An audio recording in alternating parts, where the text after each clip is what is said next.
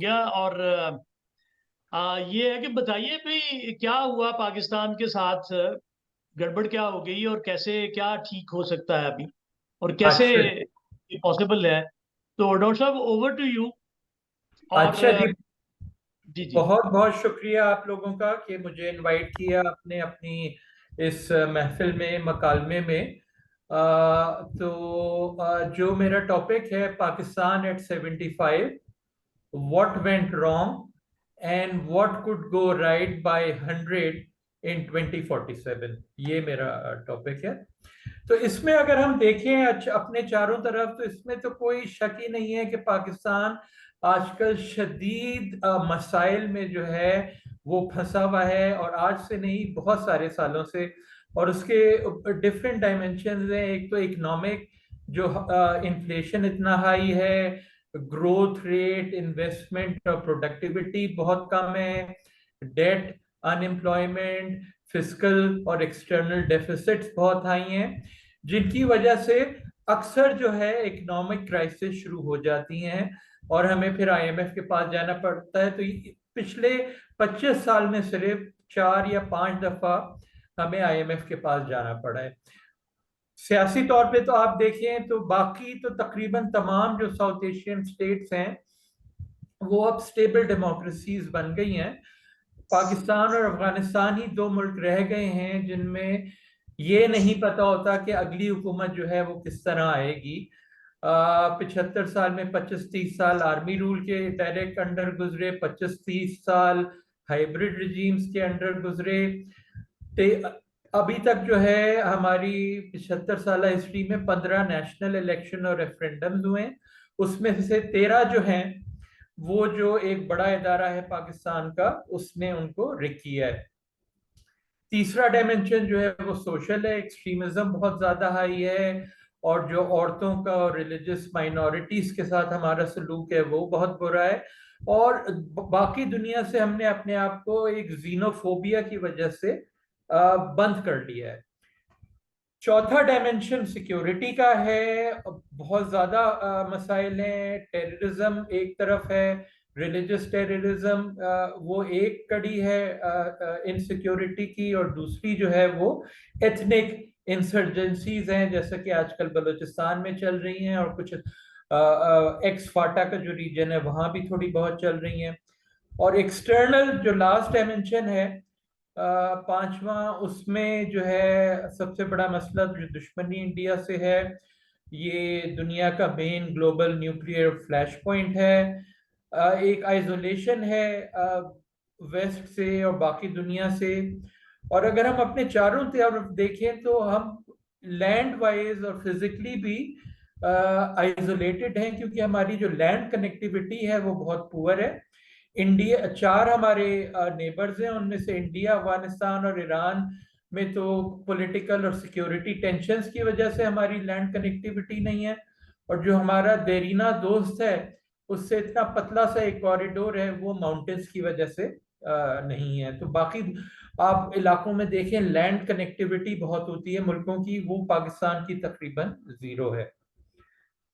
अच्छा जी, अगर हम सिर्फ पिछले 25 सालों को देख लें तो कोई 5 या 6 तो इकोनॉमिक क्राइसिस हुई हैं। 98, 2008, 2013, 2018, 2022।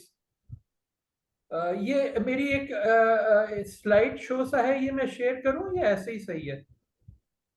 जी डॉक्टर साहब, बिल्कुल कर लें, आप कर लें। अच्छा, तो ये अब जरा मैं देखूं ये किस तरह, शायद आपको मुझे परमिशन देनी पड़ेगी या मैं क्या? मैं मैं मैं कर रहा हूँ, मैं कर रहा हूँ। ये मैंने कर दिया। अच्छा, अब मैं शेयर कर लूं? जी जी, कर लें। अच्छा, इसमें कहाँ ये मोर में आएगा ऑप्शन? शेयर का इसमें कहाँ पे है? शेयर। नीचे जी जी जी, शेयर। ये नीचे। अच्छा, आ रहे हैं जी ये नजर? जी जी, आ गया आ गया। तो ये जरा जल्दी से अगर हम देख लें, इकोनॉमिक जी जी। क्राइसिस 4-5, एक मिलिट्री को हुई थी, 3-4 रिग्ड इलेक्शन हो चुके हैं, और अगली दफा का भी यही लग रहा है कि रिग्ड होंगे। 3 मेजर नेचुरल डिजास्टर्स। पाकिस्तान दुनिया का वाहिद मुल्क है جس میں 3 میگا ایمرجنسیز ہوئی ہیں پچھلے 25 سال میں، 2005، 2010، 2022، اور اس کے علاوہ بہت ساری میڈیم سکیل کی بھی ہوئی ہیں۔ پھر کووڈ-19 جو 2020 میں آیا تھا، میجر ٹیررزم 2007 سے لے کر 2016، اور اب دوبارہ ابھر رہا ہے۔ کئی دفعہ انڈیا کے ساتھ سٹینڈ آف ہو چکے ہیں، بارڈر ٹینشنز بہت زیادہ، پھر 4-5 پولیٹیکل کرائسز ہو چکی ہیں، لائرز موومنٹ، 2014 دھرنا، پھر یہ ووٹ آف نو کانفیڈنس کے بعد جو چلا ہے۔ تو اب سوال یہ پیدا ہوتا ہے کہ کیا جو آگے ہے، 75 سال تو گزر گئے ہیں، اب ہم اپنی 25 سال میں 100ویں اینیورسری منائیں گے، تو جو اگلے 25 سال ہیں کیا وہ کچھ بہتر ہونے کے امکانات ہیں یا نہیں؟ تو اس میں جو ہے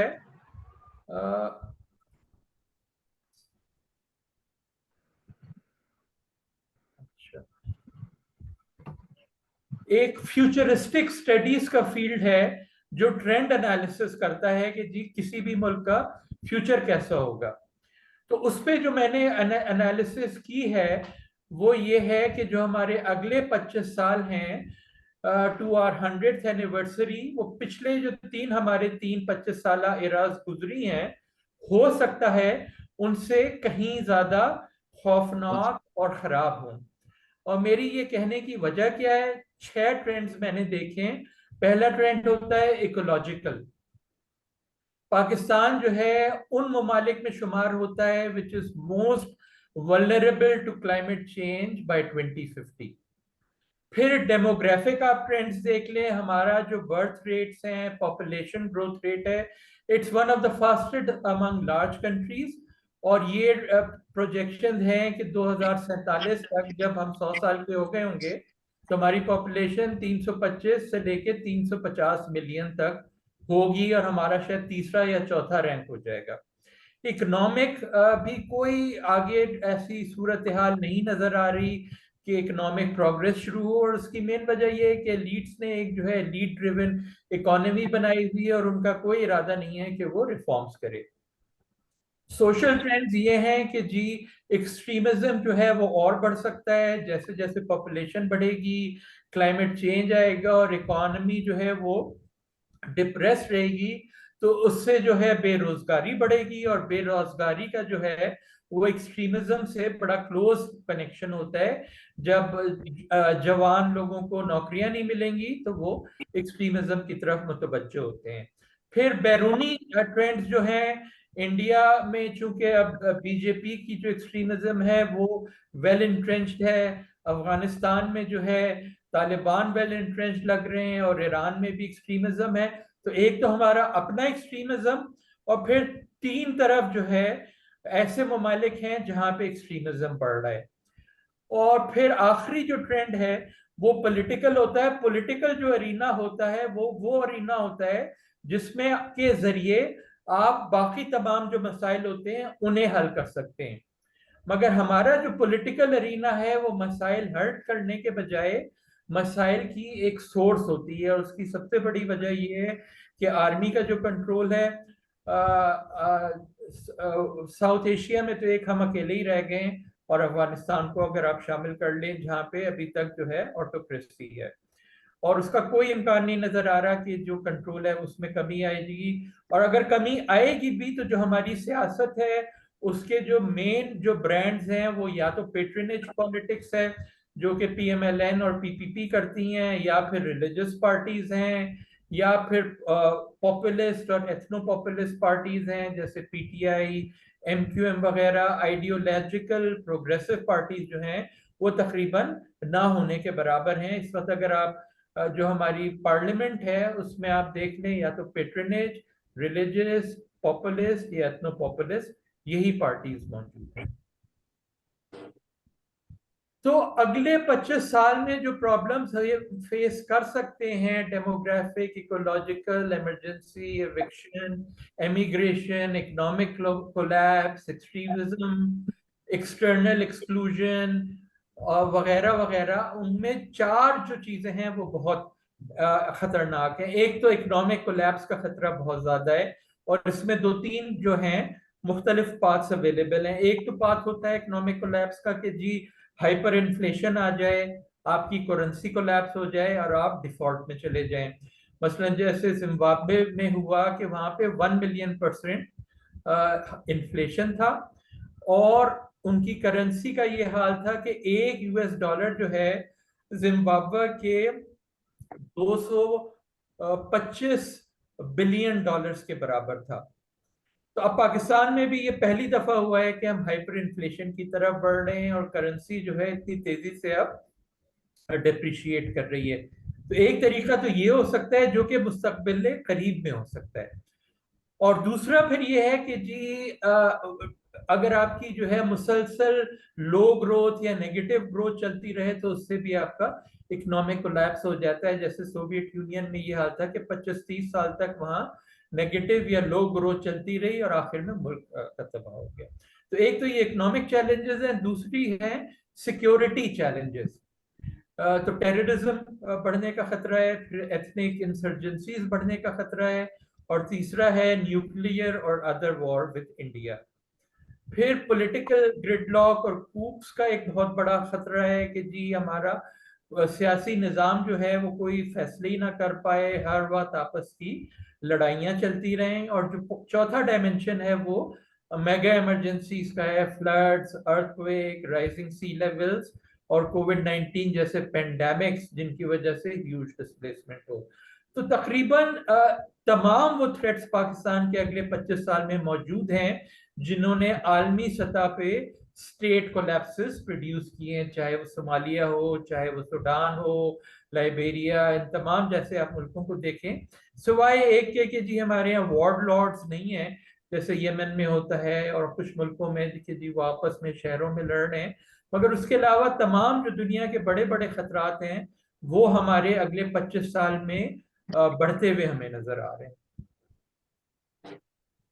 अच्छा, तो अब इसकी वजह क्या है कि जी पाकिस्तान अलोन जो है साउथ एशिया में, एक हम है और एक अफगानिस्तान है, बाकी आप देखें इंडिया, बांग्लादेश, श्रीलंका की कुछ थी प्रॉब्लम्स मगर वो भी अब वापस तरक्की की तरफ जा रहा है। $4,000 उनका जो है वो पर कैपिटा इनकम है, 90% उनकी जो है शरह वो है लिटरेसी लेवल है। इसी तरह हैं मालदीव वगैरह, सिर्फ पाकिस्तान और अफगानिस्तान जो हैं वो रह गए हैं। तो फिर ये सवाल पैदा होता है कि हम ही ऐसे क्यों हैं। अब आप इसका अंदाजा लगाएं, वो those countries from which Pakistan broke and which broke from Pakistan are doing very well.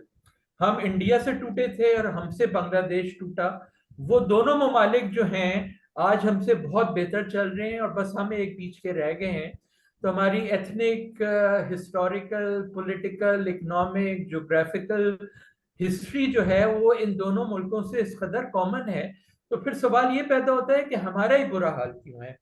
और जो मेरी स्टडी है उसमें 4 ऐसे फैक्टर्स हैं जो कि प्री नेटल थे, यानी हमारी पैदाइश से पहले अगर हम इंडिया से मवाजना करें, श्रीलंका से मवाजना करें, बांग्लादेश से मवाजना करें, तो हमारी 4 प्रॉब्लम्स थी प्री नेटल, पैदाइश से पहले। सबसे पहली तो ये कि lack of a historical statehood.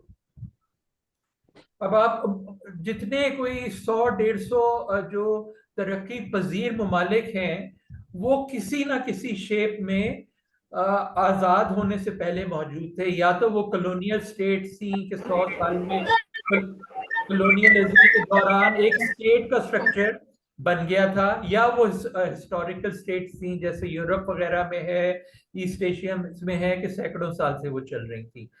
Pakistan उन गिने चुने मुल्कों में है जो कि आज़ादी के बाद उससे पहले एक हिस्टोरिकल स्टेट नहीं थी, ना कॉलोनियल ना प्री कॉलोनियल। दूसरा जो मसला था वो ये था कि पाकिस्तान में नेचुरल नेशनहुड नहीं था। और नेचुरल नेशनहुड से मेरी ये मुराद है कि उस मुल्क के जो बाशिंदे हैं वो तकरीबन ज्यादातर एक आइडेंटिटी ग्रुप को बिलोंग करते हैं, वेदर इट्स रेस, एथनिसिटी और रिलीजन। और नेचुरल नेशनहुड का जो बेहतरीन एग्जांपल है वो आप जापान को कह सकते हैं कि 90% जो है वहां पे बुद्धिस्ट हैं, 90% जो है वहां पे एक रेस है और 90% वहां पे जो है जापानीज एथनिक ग्रुप है। تو ایک بڑا کوہیسو وہ ملک ہے. اسی طرح یورپ کے جو نیشن سٹیٹس جسے کہا جاتا ہے, تو پاکستان میں نہ تو ہسٹوریکل اسٹیٹ ہوڈ تھا اور نہ نیچرل نیشن ہوڈ تھا. پھر تیسرا جو مسئلہ تھا وہ یہ تھا کہ جو ہمارا فریڈم موومنٹ تھا اس میں 3 بڑی کمزوریاں تھیں. ایک تو وہ پری ایمپٹیو تھا. پری ایمپٹیو سے میرا مطلب یہ ہوتا ہے کہ بہت سارے آپ ملک دیکھیں وہاں پہ آزادی کے لیے ایک جنگ شروع ہوتی ہے کیونکہ انہوں نے بے تحاشا جو ہے ابیوزز ڈیکیڈز تک جو ہے وہ صحیح ہوتی ہیں. ٹھیک ہے نا.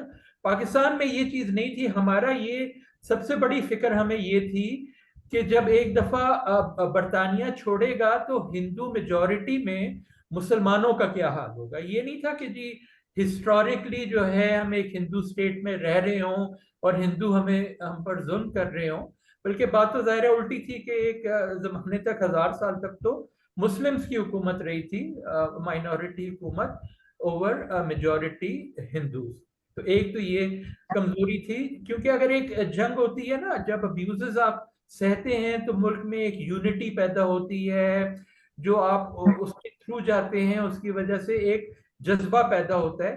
وہ چیز میں سے تھی پاکستان میں. پھر دوسرا یہ کہ جتنے بھی آپ یہ ملک دیکھیں جہاں پہ فریڈم موومنٹ شروع ہوا ہے وہ زیادہ تر ایتھنک بیسس پہ شروع ہوا ہے. پاکستان میں وہ ریلیجن کی بنیاد پہ تھا. اور تیسرا جو تھا وہ بڑا ایک ایلیٹ ڈومینیٹڈ جو تھا ہمارا فریڈم موومنٹ تھا, اور وہ جو مسلم لیگ تھی it was dominated by elites, چاہے وہ لینڈ لارڈز ہوں, چاہے وہ پروفیشنل مڈل کلاس ہو جس کو حمزہ الوی صاحب نے سلیریٹ کہا تھا, اشرفیہ کہا تھا, یا وہ بزنس گروپس ہیں. اس کا مقابلہ اگر آپ بنگلہ دیش سے کریں تو جو مسلم لیگ ہے وہ لوور مڈل کلاس اس کی لیڈرشپ تھی. جیسے مجیب الرحمان کی فیملی جو ہے وہ ایک چھوٹے سے ولیج میں پیدا ہوئی تھی, اب تو خیر وہ لیڈز بن گئے ہیں, پر وہ ایک گراس روٹ موومنٹ تھا. تو پاکستان کی جو مسلم لیگ ہے it was dominated by elites. اور پھر چوتھا جو مسئلہ یہ تھا کہ جو حصے پاکستان میں آئے وہ زیادہ تر انڈیا کے موسٹ بیکورڈ ریجن سے. اگر آپ انڈیا کو دیکھیں تو وہاں پہ ترقی کہاں تھی. انڈیا انگلینڈ یہ جو برطانیہ والے ہیں وہ کلکتہ کے ذریعے آئے تھے, تو انہوں نے کلکتہ میں پورٹ بنایا, وہاں ترقی ہوئی, ممبئی میں ترقی ہوئی, اور پھر دہلی میں چونکہ وہ تو سلطنت کا پورٹ تھا. پاکستان کے حصے میں جو زیادہ تر حصے آئے وہ بہت ہی بیکورڈ تھے. کراچی بس ایک چھوٹا سا پورٹ تھا.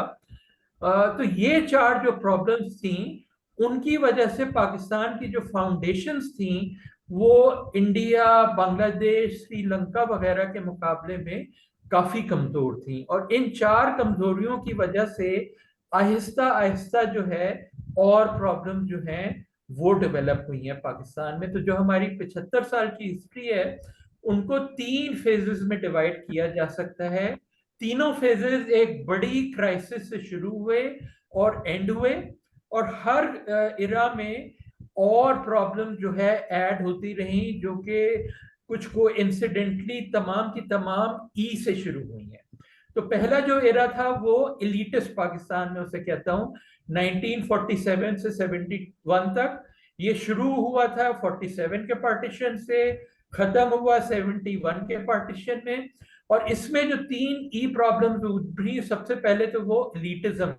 چونکہ ہماری جو فریڈم موومنٹ تھا وہ بہت ایلیٹس تھا, تو جو حکومت قیام میں آئی وہ بھی بہت ایلیٹس تھی. اور 48 میں جو دوسری ای پرابلم تھی وہ انڈیا سے دشمنی شروع ہو گئی, اور ایلیٹزم کی وجہ سے ہے جو تیسری ای پرابلم ہے وہ ایتھنیسٹی. ایسٹ پاکستان میں, بلوچستان میں, تقریباً پنجاب اور کراچی کے باہر جتنے باقی ریجنز ہیں ان میں ایتھنک ٹینشن شروع ہو گئی. پھر جو دوسرا 25 سالہ ایرا ہے وہ ہے ایکسٹریمسٹ پاکستان. یہ 1972 سے شروع ہوا اور 1998-99 میں جا کے ختم ہوا. جو ہمارے نیوکلیئر ٹیسٹ تھے 98 کے اور 99 کی جو کوپ تھی, اس میں 2 نئی قسم کی ای پرابلمز آئیں, ایکسٹریمزم کی اور اکنامک پرابلمز کی. 1947 سے 71 تک کم از کم اکانومی ایک سپرفیشل طریقے سے بہتر تو چل رہی تھی, وہ بہت ایلیٹسٹ اکانومی تھی. سیکنڈ فیز میں اکانومی ایلیٹسٹ رہی اور اس میں جو ہے इनएफिशिएंसीज भी आना शुरू हो गई, current account deficits, fiscal deficits, inflation, लो प्रोडक्टिविटी, ये प्रॉब्लम्स भी आना शुरू हो गई। और फिर तीसरा एरा जो है वो 98 99 से लेकर अब तक का है, और उसे मैं कहता हूं एक्सक्लूडेड पाकिस्तान। और ये जो आजकल की जो क्राइसिस है, तकरीबन कंप्लीट किस्म का कोलैप्स है, institutional, constitutional, judicial, political, economics, security, ecological और एक्सटर्नल। और इन 25 सालों में इमरजेंसी, एपिडेमिक्स, एजुकेशन, इकोलॉजिकल, जो मैंने आपको पहले बताई थी कि कितनी प्रॉब्लम्स पिछले 25 साल में हुई हैं, तो इस तमाम 75 साल हिस्ट्री जो है उसकी खसूसियत ये है कि हर 25 साल दौर जो है वो पिछले 25 साल दौर से ज्यादा खराब है। जो 47 से 72 में था उसमें कम प्रॉब्लम्स थी, फिर जो सेकंड था उसमें उससे ज्यादा प्रॉब्लम्स थी, और जो अब ये थर्ड एरा है उसमें उससे भी ज्यादा प्रॉब्लम्स हैं। तो अब सवाल ये पैदा होता है कि आगे के रास्ते क्या हैं। तो जो जितना भी लिटरेचर है उसमें I have identified 10 paths forward given by different people, और मैं उनमें से 9 से अग्री नहीं करता। पहला तो ये उम्मीद है लोगों को कि जी रेवोल्यूशन आ जाएगा पाकिस्तान में और उस रेवोल्यूशन से हमारी प्रॉब्लम खत्म हो जाएंगी, मगर रेवोल्यूशन जो हैं, इनकलाबात, वो डिक्टेटरशिप गिराने के लिए तो बहुत अच्छे होते हैं, और मगर जो है गवर्नेंस को इम्प्रूव करने के लिए जो है रेवोल्यूशन इतने अच्छे नहीं होते। जितने भी बड़े बड़े रेवोल्यूशन आए हैं, चाहे वो फ्रांस का हो, अमेरिका का हो, चाइना का हो, रशिया का हो, डिक्टेटरशिप गिराने में तो वो कामयाब हो गए थे, मगर गुड गवर्नेंस जो है वो नेसेसरीली उन्होंने नहीं हासिल की थी। तो फ्रांस का आप देख लें, जो 1789 में रेवोल्यूशन आया उसके 100 साल बाद जो है वहाँ गवर्नेंस खराब रही। अमेरिका में भी यही हाल था, चाइना में भी यही हाल था, और जो गवर्नेंस जो है वो फिर दूसरी रीजंस की वजह से हुई। फिर ये बात है कि रेवोल्यूशन जो है ला कौन सकता है पाकिस्तान में, रेवोल्यूशन का मतलब क्या है। रेवोल्यूशन का जो मैं समझता हूं वो ये है कि एक armed, peoples lead armed insurgency हो जो कि एग्जिस्टिंग हुकूमत को गिरा दे, ना सिर्फ गिरा दे बल्कि जो आपका पॉलिटिकल और इकोनॉमिक सिस्टम जो है उसको भी रिप्लेस करे। तो यानी जैसे फ्रांस और में जो है पहले बादशाहत थी, फिर डेमोक्रेसी आ गई। चाइना और रशिया में जो है वहां भी कुछ बादशाहत टाइप चीजें थी, वहां पे वन पार्टी रूल आ गया। तो अब पाकिस्तान में सवाल पैदा होता है कि रेवोल्यूशन ला कौन सकता है आर्म्ड इंसर्जेंसी के तरीके से। तो सबसे बड़ा जो उसका जवाब है वो ये है कि जी सबसे बड़ी आर्म्ड इंसर्जेंसी जो है पाकिस्तान में वो तो तालिबान की है, और अगर तालिबान कामयाब होंगे तो वो क्या सिस्टम में चेंज लाएंगे, वो एक इस्लामिक निज़ाम कायम कर देंगे जैसा कि अफगानिस्तान में है। तो वो तो जो है आजकल के हालात से भी ज्यादा खराब हो जाएगा। तो मेरे ख्याल में revolution is not the solution to Pakistan problem.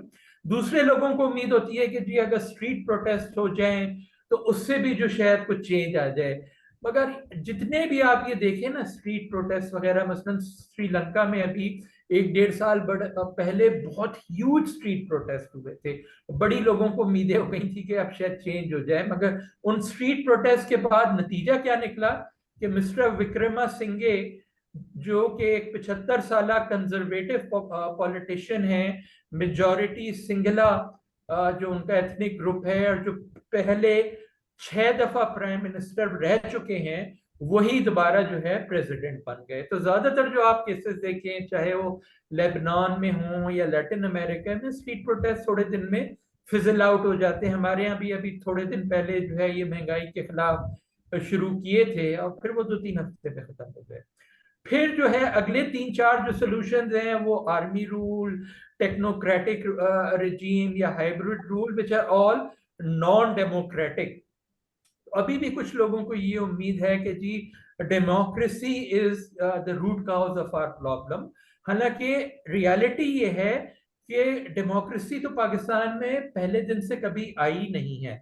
1947 से 1958 तो कोई इलेक्शन ही नहीं हुए, اور اس کے بعد سے 1958 سے آج تک جو پاکستان کی ہسٹری ہے وہ یہ ہے کہ یا تو جرنیلوں نے رول کیا ہے یا ان پارٹیوں نے رول کیا ہے جن کے فاؤنڈرز کو جرنلز جو ہیں وہ سیاست میں لے کر آئے تھے، یعنی بھٹو، نواز شریف اور عمران خان.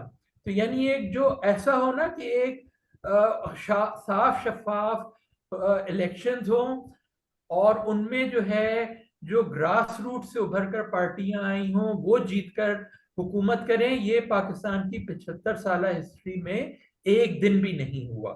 یا تو یہ ریگڈ الیکشن ہوئے ہیں یا پھر یہ ڈائریکٹ آرمی رول رہا ہے، یا اگر ایک دو جو فری اینڈ فیئر الیکشن ہوئے بھی ہیں تو ان میں وہ پارٹیز جیتی ہیں جن کے فاؤنڈرز کو جو فاؤنڈیشن دی تھی یا پلیٹ فارم دیا تھا وہ آرمی نے دیا تھا. تو ہماری مسئلہ جو ہے وہ ڈیموکریسی نہیں ہے، it's the lack of democracy.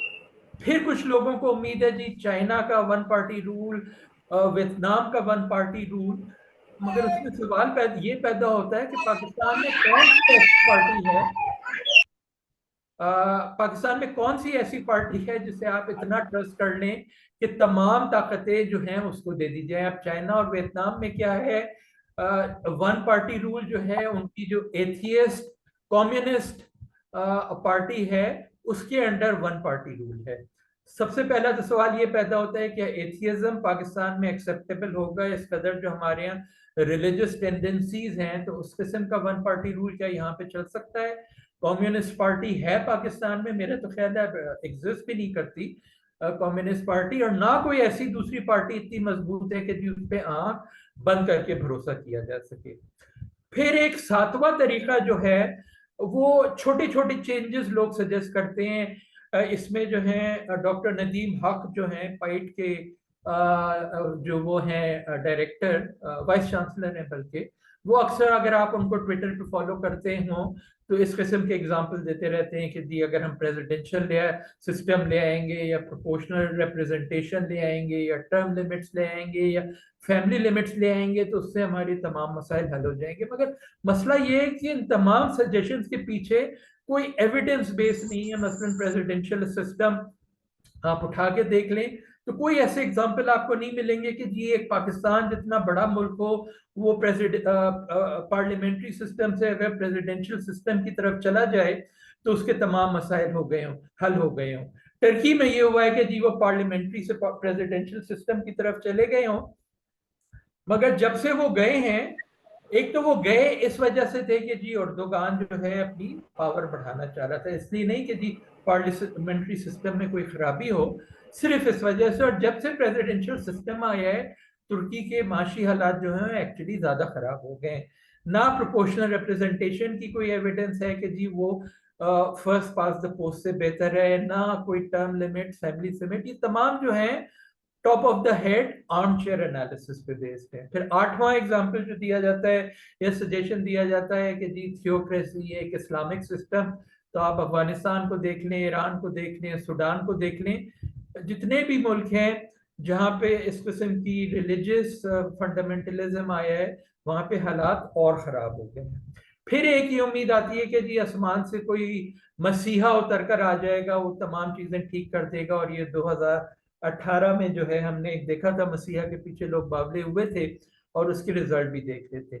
تو پھر اگر یہ تمام غلط ہیں، جو 10واں جو طریقہ ہے وہ کیا ہے میری نظر میں، تو وہ یہی ہے کہ جی گراس روٹس پارٹیز ابھریں اور سوشل موومنٹ جو ہیں وہ نکلیں. مگر ظاہر ہے کہ ان تمام چیزوں کو نکلنے میں جو ہے ٹائم لگتا ہے. تو جو پھر سوال پیدا ہوتا ہے کہ جی اتنے جو ہمارے گھمبیر مسائل ہیں، اور اگر اگلے 10 15 20 سال تک اس قسم کے گراس روٹ موومنٹ مضبوط نہ ہو پائے تو کیا جو ہمارے اس قدر گھمبیر مسائل ہیں اس سے پہلے ملک کہیں بالکل جو ہے کولیپس کی طرف نہ چلا جائے؟ یہ ایک اچھا سوال ہے.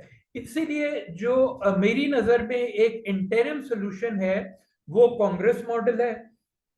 کانگریس ماڈل کیا ہے کہ جی جب سے راجیو گاندھی کا انتقال ہوا تھا 1987-88 یا کب 1991 میں شاید ہوا تھا، تو اس وقت سے جو کانگریس ماڈل رہا ہے وہ یہ ہے کہ جی جو گاندھی فیملی ہے وہ پارٹی چلاتی ہے اور جو ہے وہ کمپیٹنٹ پرائم منسٹر اور کمپیٹنٹ کیبنٹ اپوائنٹ کرتی ہے، مثلا نرسما راؤ اور منموہن سنگھ.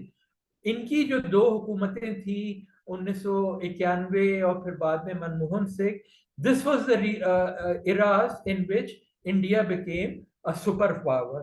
تو دو جو مجھے طریقے نظر آتے ہیں، ایک تو جی گراس روٹس موومنٹ ابھرے پاکستان میں، گراس روٹس پارٹیاں ابھریں، مگر چونکہ انہیں ٹائم لگے گا میچور ہونے میں، تو اس دورانیے میں جو سوسائٹی کو ہے وہ پریشر لگانا چاہیے کہ جو بھی پارٹیاں جیتیں، اور اگر فری انفیئر الیکشن ہوں گے تو انہی 3-4 پارٹیوں میں سے کوئی جیتے گا، چاہے وہ پی ٹی آئی ہو، چاہے وہ پی ایم ایل این ہو یا پی پی پی ہو.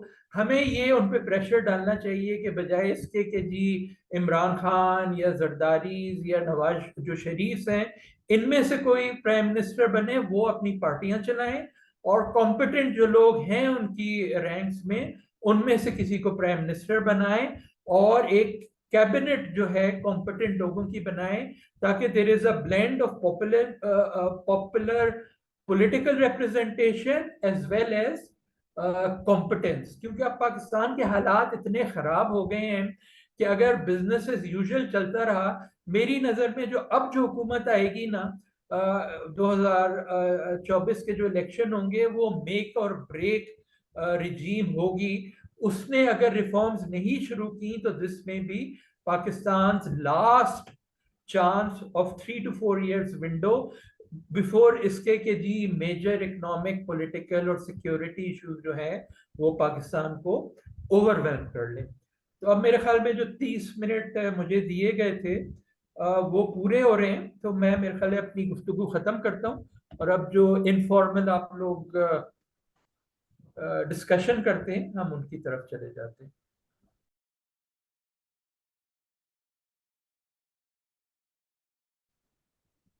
ڈاکٹر صاحب بہت شکریہ آپ کا، بڑا بڑا ویل اسٹرکچرڈ آپ کا انالیسس تھا. انالیسس کو تو میں نے بہت انجوائے کیا، باقی لوگ بھی اپنا کامنٹ کریں گے، لیکن ڈپریسنگ لگ رہا ہے تھوڑا. مطلب جو ایک آپشن بچا ہے وہ ہم سب کے سامنے ہے. دوبارہ سوالات کی طرف چلتے ہیں، تو کسی کا کوئی بھی سوال ہو تو پلیز کیجئے.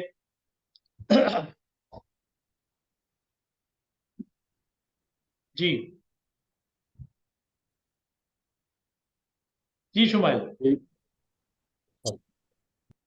جی شمائلہ، اور پھر جی سر، میرا سوال آپ سے یہ ہے کہ آپ نے کہا کہ جو ہمارے 25 سال آپ نے ڈیوائیڈ کیا ہے نا 3 ادوار میں 25 سال کے، اور وہ 25 سال پہلے سے زیادہ خراب اور بدتر رہے ہیں، تو اگلے 25 سال اس سے بھی آپ نے کہا کہ وہ بدتر ہی ہوں گے جو کرنٹ سچویشن ہے اس کے مطابق. میں آپ سے یہ پوچھنا چاہتی ہوں کہ آپ اس کو ایک جملے میں اگر اس کو پروئیں تو آپ کیسے، کس کو اس کے ذمہ دار آپ کس کو سمجھتے ہیں؟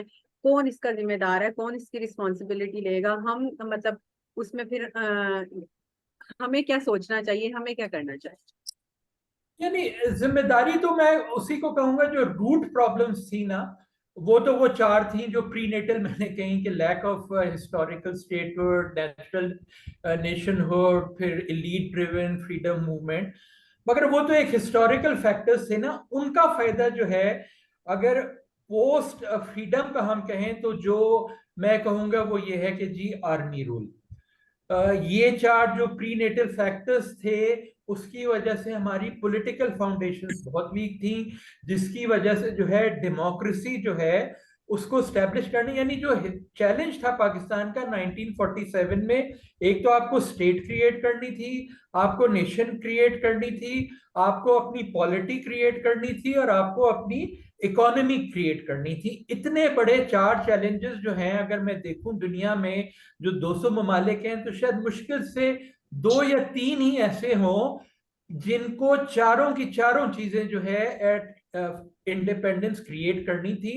اور پھر 5ویں پرابلم یہ کہ یہ تمام انہیں ایک ایلیٹ گورننس سٹرکچر کے تھرو کرنی تھی. تو یہ مسئلہ تھا 47 میں، اور اس کا جو بھرپور فائدہ اٹھایا، جو سب سے پاورفل ایلیٹ فیکشن تھا وہ آرمی تھی، اس نے فائدہ اٹھایا. اور بس تو یعنی روٹ کاز ایک تو یہ ہے کہ جی جو ہسٹوریکل تھے ان کا تو آپ کچھ نہیں کر سکتے، مگر اس کے بعد جو 47 کے بعد سے جس کے بارے میں آپ کچھ کر سکتے ہیں وہ یہ ہے کہ جی کنٹینیوس آرمی انٹرفیئرنس. جو میں نے کہا کہ جی 15 الیکشنز آف ریفرینڈم ہوئے، ان میں سے 13 جو ہے وہ آرمی نے ریگ کی ہیں. تو اگر سب سے پہلے آپ اگر کچھ چیز کہیں گے نا تو وہ یہ end to the army interference in politics اور سویلین سپریمیسی. اس کے علاوہ جو ایک چیز میں کہوں گا نا، جو اتنے سارے ہیں social problems, elite problems, economic problems, ان تمام کی اگر آپ روٹ کاز دیکھیں نا، وہ ہماری انڈیا سے دشمنی ہے. یعنی اگر 1948 میں انڈیا سے دشمنی نہ ہوتی تو شاید آرمی کو اتنا اسٹرانگ بننے کا موقع نہ ملتا. آرمی اتنی اسٹرانگ نہ ہوتی تو یہ ایتھنک پرابلمز نہ شروع ہوئی ہوتی. آرمی اتنی اسٹرانگ نہ ہوئی ہوتی تو یہ جو ایکسٹریمزم پھیلا ہے وہ نہ ہوتا. جو اکنامک پرابلمز ہوئی ہیں، تو تمام کی تمام جو ہے نا، اگر آپ مجھ سے پوچھیں گے کہ ایک پالیسی میجر اگر میں بتاؤں جس کا سب سے زیادہ اثر پڑے گا، تو وہ میں کہوں گا پیس ود انڈیا. اگر انڈیا سے ہمارا پیس ہو جاتا ہے نا، تو ایک تو آرمی کا رول کم ہو جائے گا پاکستان میں، جو ایک ایکسٹرنل ایکسکلوژن ہمارا ہو رہا ہے وہ کم ہو جائے گا. اب آپ یہ حال دیکھیں کہ G20 کی جو ابھی کانفرنس ہوئی ہے، اس میں انہوں نے ایک یہ نیا کوریڈور بتایا ہے انڈیا ٹو یورپ. اگر آپ اس کا فزیکل میپ دیکھیں نا، تو وہ ایک عجیب سا بڑا انہوں نے میپ بنایا ہے کہ انڈیا سے پہلے وہ دبئی UAE جائے، پھر UAE سے کہیں اور جائے، تو پہلے سی، پھر لینڈ، پھر ٹرین، پھر سی، اور پھر یورپ کو پہنچے. اس کے بجائے ایک بڑا سمپل اگر آپ میپ اٹھا کر دیکھیں، انڈیا سے پاکستان، پاکستان سے ایران، ایران سے ٹرکی، اور ٹرکی سے سیدھا یورپ، سیدھا راستہ ریل روڈ کا. وہ انہوں نے کیوں نہیں اپنایا؟ کیونکہ بیچ میں دو ایسے ممالک آ رہے ہیں جو ایکسٹرنلی ایکسکلوڈڈ ہیں، پاکستان اور ایران. تو اگر آپ جو ہے ان مسائل کو حل کر لیتے ہیں تو ہر فورم پہ اب جو ہے نا انڈیا آپ کو کاٹ رہا ہے، چاہے وہ G20 ہو، چاہے وہ جو ہے سارک کے اندر ہو. سارک میں انہوں نے اپنا ایک وہ فورم بنا لیا ہے، وہ تھائی لینڈ اور میانمار، اس کا پتہ نہیں کیا نام ہے. تو ہر طریقے سے، تو اگر انڈیا سے ہمارا پیس ہو جاتا ہے نا، تو جو بے تحاشا ہماری پرابلمز ہیں نا، ان کو بہت آسانی طریقے سے آپ پھر حل کر سکتے ہیں. جی نیکسٹ. ٹھیک سر، بہت شکریہ جی. رانا اعجاز صاحب آپ کیجیے. اعجاز صاحب آپ میوٹ کریں. ہاں جی جی جی جی. جی ڈاکٹر صاحب، جہاں تک مجھے آواز کلیئر آ رہی تھی؟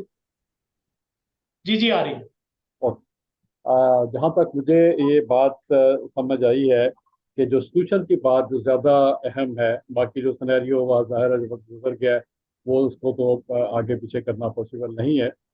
تو سولوشن کی جب آپ نے بات کی تو دو طرح کے میئرز، ایک تو انٹرم ہے یا ٹرانزٹری ہیں، اور دوسرے پرماننٹ. اب اس میں دو طرح کے کوشچن ہیں جو انٹرلنک بھی ہیں.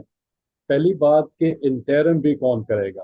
اگر ہم پرانے دیکھیں تو آپ نے جو 10 مختلف اسپیکٹ بتائے ہیں کہ ریولیوشن ہے، اسٹریٹ پروٹیکشن پروٹیسٹ ہیں، پھر آرمی رول ہے، پھر ٹیکنوکریٹس ہیں، اس کے لیے کون سا گروپ یا کون سا جو آگے آئے گا اور اس انٹرم کو کمپلیٹ کرے گا؟ دوسری بات کہ یہ انٹرم کتنے عرصے پر محیط ہوگا؟ کیا یہ 2 سال ہے یا 10 سال ہے یا اس سے بھی لمبا ہو سکتا ہے؟ تیسری بات اس سے انٹرلنک یہ ہے کہ ہمارا جو اس وقت سیٹ اپ ہے اس میں جب ہم ٹرانسفارم کریں گے انٹرم سے پرماننٹ کے اوپر، لٹریسی ریٹ بہت کم ہے، فیوڈلزم موجود ہے، اکنامک ڈسپیرٹی ہے، سوشل ڈسپیرٹی ہے، ریلیجن کو ہم ہر معاملے میں جہاں دل چاہتا ہے، جہاں کچھ مفاد نظر آتا ہے، وہاں پہ ہم ریلیجن کو بھی انوالو کر لیتے ہیں. تو ان حالات میں کیا لانگ رن کی جب ٹرانزیشن آئے گی انٹرم سے دوسری طرف کے لیے، تو پھر ان معاملات کو کیسے آپ دیکھیں کہ ان کی موجودگی میں کیا انٹرم سے پرماننٹ کی طرف جایا جا سکتا ہے؟ اور لاسٹ پہ بات یہ ہے جو سب سے اہم ہے کہ کیا ہم پولیٹیکل پارٹیز میں اتنی کیپیسٹی موجود ہے کہ ہم انٹرم سے دوبارہ جا سکیں؟ شاید یہ ساری بات الٹیمیٹلی اسی کے اوپر آتی ہے کہ یہ انٹرم ایک بہت لمبے عرصے پر ہونا چاہیے. اس کے اوپر میں کائنڈلی آپ کے بات سننا چاہوں گا. جی انٹرم سے میرا مطلب کوئی نان ڈیموکریٹک سسٹم، غیر جمہوری سسٹم نہیں ہے. جو پہلے 9 تھے نا ان کو تو میں نے ریجیکٹ کر دیا تھا، ہائبریڈ، ٹیکنوکریٹک، ریولوشن. इंटरिम जो भी सोल्यूशन है मेरा वो जमहूरी है। जमहूरी में मैं कह रहा हूं एक इंटरिम और एक फिर ये कि ग्रास रूट्स। इंटरिम से मेरा मतलब है कि अगर यानी परमानेंट तो यही ना कि ग्रास रूट्स आइडियोलॉजिकल पार्टीज आए, मगर वो तो आपको दूर दूर आपको नहीं नजर आ रही। जाहिर है अगर आप आज की जो पार्लियामेंट है उसमें उठा के देख लें, जो क्लोजेस्ट है वो ये है कि जी पीटीएम के जो 2 MNAs हैं वो फाटा से, उनको आप थोड़ा बहुत कह सकते हैं कि जी वो आर्मी इंस्पायर्ड नहीं है। तमाम हमारी जो पार्टीज हैं, 3 जो बड़ी पार्टीज हैं उनके फाउंडर्स जो है वो आर्मी लेकर आई थी। जो सेकंड टीयर की पार्टीज हैं, PMLQ, MQM, GDA, अवामी लीग, ये शेख रशीद, तमाम की तमाम जो हैं, फिर ये बाप, ये कुछ ना कुछ इनका लिंक जो है वो आर्मी से रहा है हिस्टोरिकली। ग्रास रूट से उठकर आई है वो पीटीएम के हैं। तो अब यानी 342 में 2 MNAs ऐसे थे जिनको आप कह सकते हैं कि they have arisen in opposition to the army. तो जाहिर है इस किस्म की पार्टियों को भरने में, और वो भी कहाँ, फाटा के नॉर्थ वजीरिस्तान में इस किस्म की पार्टी उभरी है। जो बाकी पाकिस्तान है वहां तो अभी कोई हाल ही नहीं है। जो सबसे बैकवर्ड एरिया है पाकिस्तान का, उसमें पाकिस्तान की सबसे एडवांस जो पॉलिटिकल मूवमेंट है वो उभरी है। ये एक बड़े अचंभे की बात है।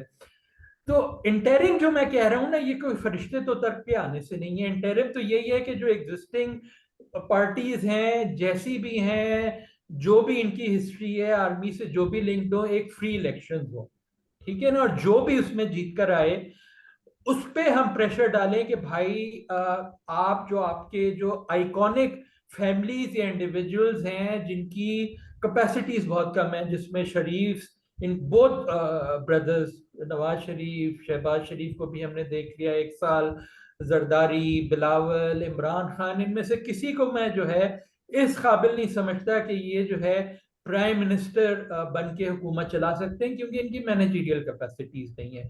तो इन पे हमें प्रेशर डालना चाहिए कि जी आप अपनी पार्टी संभालें, जैसे सोनिया गांधी और उसका बेटा, क्या नाम है इसका, वो पार्टी चलाते रहे और कॉम्पिटेंट जो हैं प्राइम मिनिस्टर लगाते हैं। तो जो भी आपको कॉम्पिटेंट लोग, चाहे पीटीआई में जो भी हो थोड़े बहुत, उनको लगाएं। अगर पीटीआई जीत के आती है, मेरा कोई ये नहीं है कि इन तीनों में से कौन जीते, जो भी जीते उस पर जो है सोसाइटी को ये प्रेशर डालना चाहिए कि बिजनेस एज यूजुअल जो है अब अगले 5 साल नहीं चल सकता। वही अगर आपने पुरानी हुकूमत करनी है पुराने प्राइम मिनिस्टर से, तो बस फिर आप जो है इस मुल्क की फातिहा पढ़ लें। तो ये इंटरिम है कि ये अगले 5-10 साल तक, जब तक और ग्रास रूट्स मूवमेंट जो हैं वो मजबूत होके इलेक्शन नहीं जीतने के काबिल होते, उस वक्त तक तो जो हमें जो एग्जिस्टिंग पार्टीज हैं उन्हीं के थ्रू चलना है। तो 2 शरायतें हैं, पहले तो फ्री एंड फेयर इलेक्शन हो और फिर उन पे प्रेशर हो कि वो कॉम्पिटेंट कैबिनेट्स अपॉइंट करें। और सब थोड़ी सी बात रह गई कि ये प्रेशर कैसे डेवलप हो। जो असल बात है, जो लिंक है कि क्या एक आम आदमी, एक आम वोटर या एक ग्रुप ऑफ वोटर्स, वो तो इस काबिल नहीं है कि वो प्रेशर डाल सके, और खुद में इनमें इतनी कैपेसिटी नहीं है। वो आप भी जानते हैं, मैं भी जानता हूँ। इसको भी थोड़ा सा क्लियर करें। इसमें ये भी है, जो भी यानी सिविल सोसाइटी स्ट्रक्चर्स हैं, चाहे वो मीडिया ग्रुप्स हों, चाहे वो लॉयर्स के ग्रुप्स हों, चाहे वो लेबर यूनियंस हों, ट्रेड यूनियंस हों, जो भी यानी सिविल सोसाइटी स्ट्रक्चर्स हैं, उन तमाम को जो है मुत्तहिद होकर एक ही आवाज़ बुलंद करनी चाहिए फॉर मेरिटोक्रेसी कि जी अब बिजनेस एज यूजुअल। मुल्क के हालात, अगर मैंने इतनी गंभीर पिक्चर पेंट की है वो जरा लोगों को झंझोड़ने के लिए कि जी अब ये बिजनेस एज यूजुअल का टाइम गुजर चुका है, मुल्क जो है वो बिल्कुल जो है नहज पे खड़ा हुआ है एक बहुत बड़ी खाई के। अब आप जो है अगले 5 साल बिजनेस एज यूजुअल में नहीं गुजार सकते। तो जहां भी यानी मेरी बातचीत होती है, चाहे मैं टीवी शोज में आता हूँ, चाहे मैं ट्विटर पे होता हूँ, चाहे मैं अखबारों में लिखता हूँ, तो मेरा तो यही वो होता है कि जी प्रेशर डालें तमाम लोग मिलके कि जी मेरिट जो है वो इंट्रोड्यूस की जाए अगली कैबिनेट्स में। जी अगर नहीं हुआ तो फिर ये है कि हालात जो है वो खराब से खराब हो। तो ये नहीं है कि एक इंडिविजुअल को बात करनी हो, हम तमाम जो हैं وہ کسی نہ کسی اسٹرکچر کا حصہ ہیں, کوئی میڈیا کا حصہ ہے, کوئی لائرز کا حصہ ہے. تو جس اسٹرکچر کے بھی آپ حصے ہوں, ایکیڈیمیا کے اپنے اسٹرکچرز ہیں, اس میں یہ آپ میسج پھیلائیں کہ جی ہمیں اپنی آواز ان اسٹرکچرز کے تھرو جو ہے اب بڑھانی ہے, اور کچھ جو ہے پریشر ڈالنا ہے ان پولیٹیکل پارٹیز پہ. جی ڈاکٹر صاحب بہت شکریہ. سبوق سید اور اس کے بعد ڈاکٹر ساجد خان. اور بھی بہت سے سوال ہیں, سبوق صاحب کیجیے. ڈاکٹر صاحب میں بڑا شارٹ سے کروں گا, اور سب سے پہلے بہت شکریہ آپ کا کہ آپ نے بڑا اسٹرکچر وائز چیزوں کو ذرا کلیئر کیا, اور کم از کم یہ ذہن تو کلیئر ہوا کہ ہمارا اصل جو مسئلہ ہے وہ کہاں پر ہے. لیکن اس مسئلے کے ساتھ ایک سوال ایک اور بھی پیدا ہوتا ہے کہ وہ جو ہمارے یہاں کہا جاتا ہے کہ کنویں میں سے 40 ڈول تو نکالنے ہیں لیکن 7 کتا بھی نکالنا ہے. تو اصل مسئلہ تو سب سے بڑا یہی ہے کہ وہ ہم ڈول نکال رہے ہیں پانی کے کہ کنواں صاف ہو جائے, لیکن کتا کنویں کے اندر ہی پڑا ہوا ہے. اور دوسرا یہ بھی کہا جاتا ہے کہ بلی کے گلے میں گھنٹی کون باندھے گا. ایشو یہ ہے کہ طریقہ تو سب کہتے ہیں کہ ہاں بلی کے گلے میں گھنٹی باندھنی چاہیے. تو اصول یہ ہے کہ کیا جی کچھ آواز بلی کٹ کے گئی. گلے میں سبوق صاحب آپ کی آواز کٹ گئی, یہ میرا خیال ہے بڑی خطرناک سی بین السطور گفتگو تھی, شاید اس کی وجہ سے کٹ گئی. اب صحیح آ رہی ہے, اب ٹھیک ہے. یہ وہی تو نہیں ہے جو ٹی وی پہ میوٹ کرتے ہیں آپ لوگوں کو؟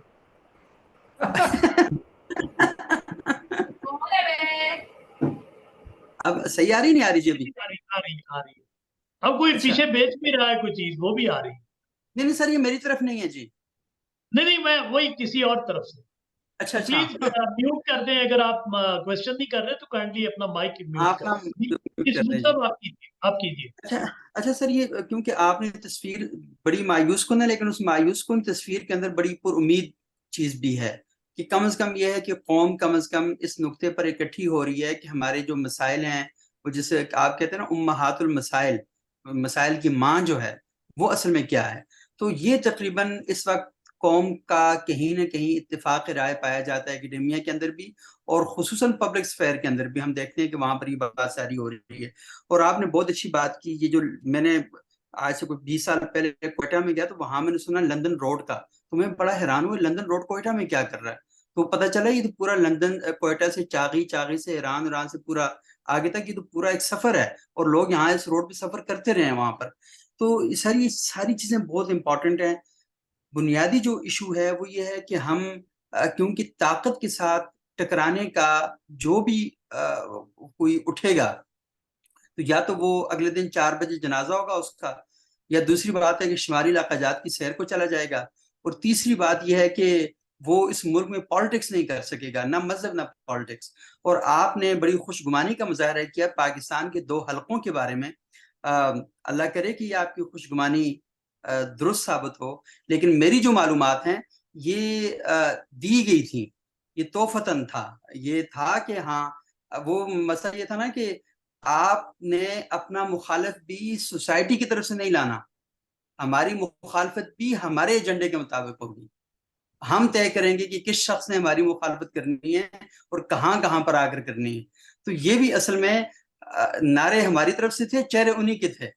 تو میرا خیال یہ ہے کہ اس کا تھوڑا سا آپ جیسے ماہرین جو ہمیں تھوڑا سا بتائیں کہ ایک پرامن موومنٹ ہم کیسے پاکستان کی دھرتی پر کھڑی کر سکتے ہیں. اور جو بھی پرامن موومنٹ یہاں کھڑی ہوتی ہے, مجھے 2007 کی سر ایک بڑی موومنٹ یاد ہے, ہم لوگ اٹھے تھے عدلیہ بحالی تحریک کے لیے ایکٹیو ہوئے. میرے جیسا بندہ ساری رات جاگتا رہتا تھا, جلوس کور کرتا, لانگ مارچ میں جاتا. آخر میں ایک دن مجھے اللہ بخشے محترمہ بینظیر بھٹو نے بتایا کہ بھائی یہ تو ایجنڈا ہے سارا. تو ہم حیران رہ گئے, ہم بی بی کے مخالف ہو گئے کہ یہ کیسی بات کر رہی ہیں, یہ کیسے ایجنڈا ہو سکتا ہے. تو بعد میں ہمیں پتہ چلا جی کہ ہم میڈیا والے جس توتنی پہ ناچ رہے تھے نا وہ بھی اصل میں کسی اور کی تھی. یہ تھوڑا سا یہ کیسے ہو سکتا ہے. بس جی بس یہ سمجھیں کہ دونوں طرف سے ایک ہی کھلاڑی جا کے شطرنج کھیلے, وہی کھیل ہمارے یہاں چلتا ہے کہ اس طرف بھی یہی اس طرف بھی یہی, ہر پارٹی پہ ان کا کنٹرول ہے, ہر چھوٹی پارٹی پہ ان کا کنٹرول ہے. تو بس یہی صورتحال ہے. ایک جد و جہد تو آپ نے کرنی ہے, اور اس کے لیے ظاہر ہے خطرات بھی آپ کو مول لینے پڑیں گے، اور مگر اس کا کوئی اوور نائٹ سولوشن نہیں ہے کہ جی اس جو جن بوتل میں سے نکل کے پھیل گیا ہے اس کو بوتل میں کس طرح واپس کیا جائے. بس یہی ہے کہ ایک سیاسی جدوجہد چلتی رہے، اور یہ کہ جی انٹرنل پریشر ایکسٹرنل پریشر. 2008-18 میں کچھ تھوڑے سے ڈیموکریٹک کنسولیڈیشن ہوئی تھی، مگر اب وہ بھی ریورس ہو گئی ہے بالکل. اور وہی پارٹیاں جنہوں نے تھوڑی بہت کی تھی 2008 اور سے لے کے 18، وہی جو ہے اس کو تباہ کر رہی ہیں. تو بس یہ صورتحال ہے کہ جو ہے نا کوئی بہت زیادہ بڑا پازیٹیو آپ کو نظر نہیں آتا پورے ہورائزن پہ. جس طرف آپ دیکھیں نیگیٹو ہی نیگیٹو زیادہ ہے. اچھا نیاز صاحب سوری میں انتہائی صرف 30 سیکنڈ لوں گا. ایک تو یہ ہے کہ پاکستان کے جو مالکان ہیں انہیں شاید یہ لگتا ہے کہ معاشی پرابلم ہے ہمارے پاس، وہ معاشی پرابلم کے لیے متحرک تو ہوئے ہیں، لیکن جو آپ نے ایک لسٹ آف پرابلم پیش کیا نا جس میں ایکسٹریمزم ہے، آپ دیکھیں کہ گزشتہ 3 مہینے کے اندر اتنے خوفناک طریقے سے پنجاب میں اور سندھ میں انتہا پسندوں نے اپنے لیے اسپیسز کریٹ کیے ہیں کہ انبلیویبل، یعنی اتنا خوفناک طریقے سے. وہ لازمی ہے ہم میڈیا والے لوگ بھی کور نہیں کر سکتے ان چیزوں کو، میں اپنی حد تک ٹویٹ وغیرہ کرتا رہتا ہوں، لیکن وہ بھی بڑے پرابلم ہوتے ہیں. تو وہاں پر وہ اس فصل یعنی ایک طرف معاشی حالات کو بہتر بنانے کے لیے چارہ جوئی کی جا رہی ہے، دوسری طرف انتہا پسندانہ فصل کو مزید بڑھانے کے لیے بھی وہاں پر کوششیں جو ہیں وہ ساری کی ساری وہاں پر ہم دیکھ رہے ہیں کہ وہ ہو رہی ہیں. تو اور دوسری بات تیسری بات یہ ہے کہ مطلب وہاں پر کیا کوئی ایسی صورت ہو سکتی ہے کہ پاکستان کے کوئی اہل دانش انٹلیکچوئل جو ہیں وہ کوئی مکالمہ ارینج کریں، کیونکہ لڑ نہیں سکتے، یہ طے شدہ بات ہے، صرف بات ہی کی جا سکتی ہے. تو کوئی ایسی صورت ہو سکتی ہے کہ کوئی ایسے پبلک فورم بنائے جائیں جن کے ذریعے بجائے اس کے کہ مخالفت کی جائے کوئی اس طریقے سے بات کی جائے کہ جو ڈائلاگ کا کوئی سلسلہ اوپن ہو اور ہم جا کے بات چیت کریں، کیونکہ غصے میں آیا ہوا بندہ تو مزید مارے گا.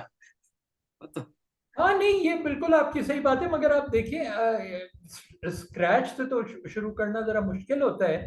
جو ایگزسٹنگ فورمز ہیں سول سوسائٹی کے، لائرز موومنٹ ہیں، میڈیا گروپس ہیں، سب سے پاورفل تو یہ 2 گروپس ہیں میرے خیال میں، لائرز اور میڈیا کے جو گروپس ہیں ویل اسٹرکچرڈ ویل آرگنائزڈ جو ہیں، ان کا سیاست سے گہرا تعلق بھی ہے. ان لوگوں پھر تیسری جو آ جاتی ہیں وہ لیبر یونینز ہیں. تو ان 3-4 گروپس کا ملا کے اگر ایک الحاق ہونا اور وہ پھر یہ چیزیں ریز کریں تو میرے خیال ہے کچھ بات آگے بڑھ سکتی ہے.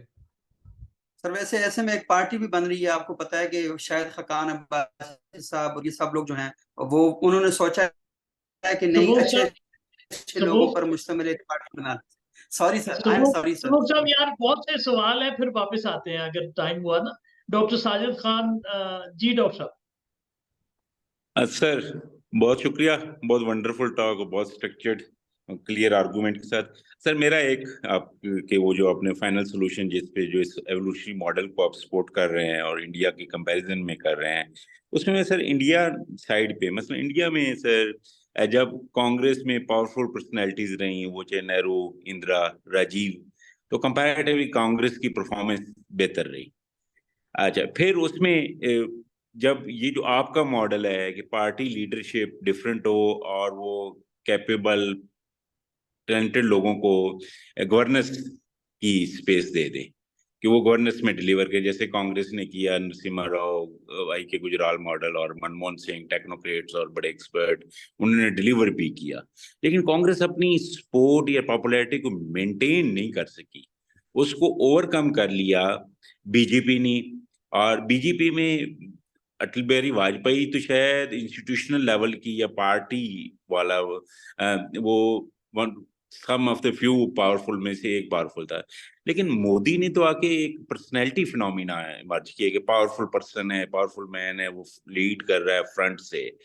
تو یہ تو مجھے وہ لگ رہا ہے کہ اگین کیا ہم یہ ماڈل کر پائیں گے. اور دوسرا جو ڈیموکریٹک پرنسپل ہے کہ لوگ پارٹی لیڈرشپ کو ووٹ دیں اس انڈیویجول کی، کیونکہ پرسنالٹی کلٹ تو بہت زیادہ ہے ہمارے کلچر میں، اور وہ جو ووٹ پاپولر کسی اور وجہ سے ملے، پرسنالٹی کی وجہ سے ملے، اور لیڈرشپ کسی اور کو دے دی جائے کہ وہ گورننس کے اسفیئر میں ڈیلیور کرے.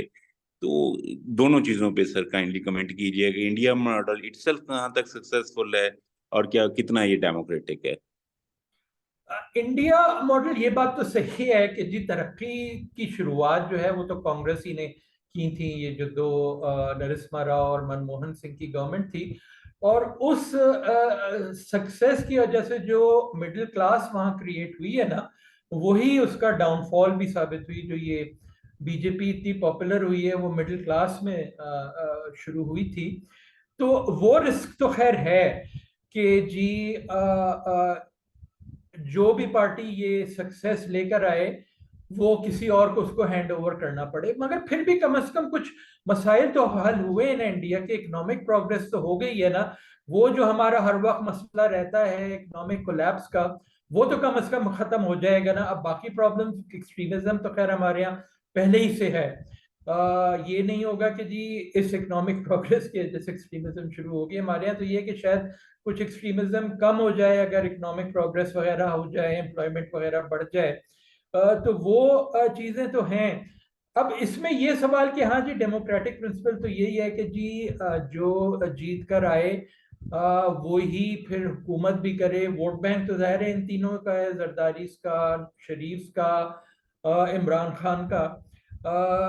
मगर ये कि उनका फिर अपना सेल्फ इंटरेस्ट भी तो शामिल है ना। उन्हें खुद ये देखना चाहिए, एक तो नेशनल इंटरेस्ट के जी मुल्क के क्या हालात हैं, कि जी अगर मुल्क ही नहीं बचा तो फिर आप आगे हुकूमत कैसे करेंगे।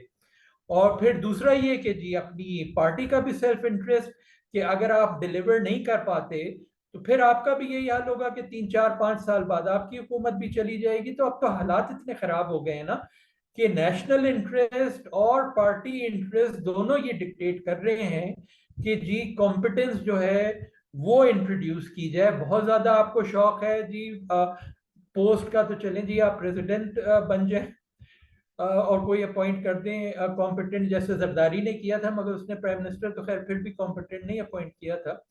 तो ये सब जुमरे में तो कम से कम आते हैं ना डेमोक्रेसी के। ये टेक्नोक्रेटिक या आर्मी रूल की तरह तो नहीं है ना कि जी आप बिल्कुल ही खत्म कर दें जमहूरियत। Its solution with in democracy के फेयर एंड फ्री इलेक्शंस हों, और फिर नेशनल इंटरेस्ट देखते हुए और पार्टी इंटरेस्ट देखते हुए जो है पार्टी कॉम्पिटेंट लोगों को आगे लेकर आए। सर बहुत शुक्रिया सर। राना गुलाम मोहिउद्दीन साहब और उसके बाद डॉक्टर आसिफ और फिर डॉक्टर एजाज। जी राना साहब। जी डॉक्टर साहब का सेशन बहुत अच्छा था, बड़ा मज़ा आया उनकी बातें सुन के, बहुत सी बातें क्लियर हुई मुझे।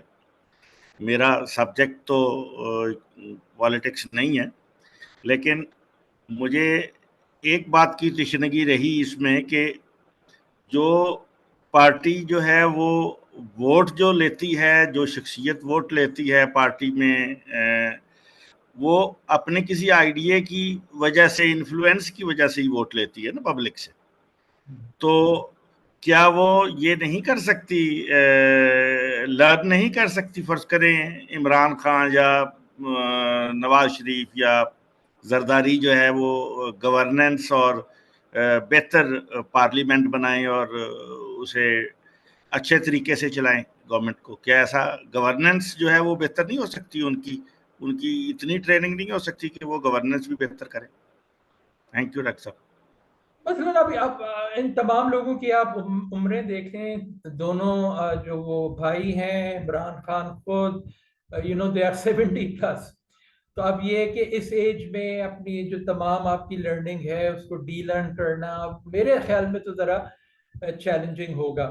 बेहतर यही होगा कि जी यंग लोगों को, एजुकेटेड लोगों को, प्रोफेशनल लोगों को, कॉम्पिटेंट लोगों को मौका दें। वरना तो पिक्चर वेरी क्लियर है कि अब भी अगर वही बिजनेस एज यूजुअल चलता रहा, एलीट पॉलिटिक्स, एलीट इकोनॉमिक्स, तो फिर तो ये है कि जी सबसे पहले इकोनॉमिक कोलैप्स का खतरा है, और उस इकोनॉमिक कोलैप्स के बाद फिर ये सिक्योरिटी कोलैप्स और फिर एक्सटर्नल कोलैप्सेस वो तमाम हो सकते हैं। तो अब तो एक अर्जेंट फुट पे ना आपको ये करनी है। बिल्कुल वही हाल है कि जो 47 की जो हुकूमत थी लियाकत अली, कि जी बिल्कुल स्क्रैच से आपको शुरू करना था और मुल्क बनाना था, या फिर 72 जो जुल्फकार अली भुट्टो की हुकूमत थी कि बिल्कुल मुल्क तबाह हो चुका था اور آپ کو تقریباً زیرو سے شروع کرنا تھا. تقریباً وہی حالات آج ہیں جو political development, democratic, institutional, constitutional سب تباہ ہو گیا ہے.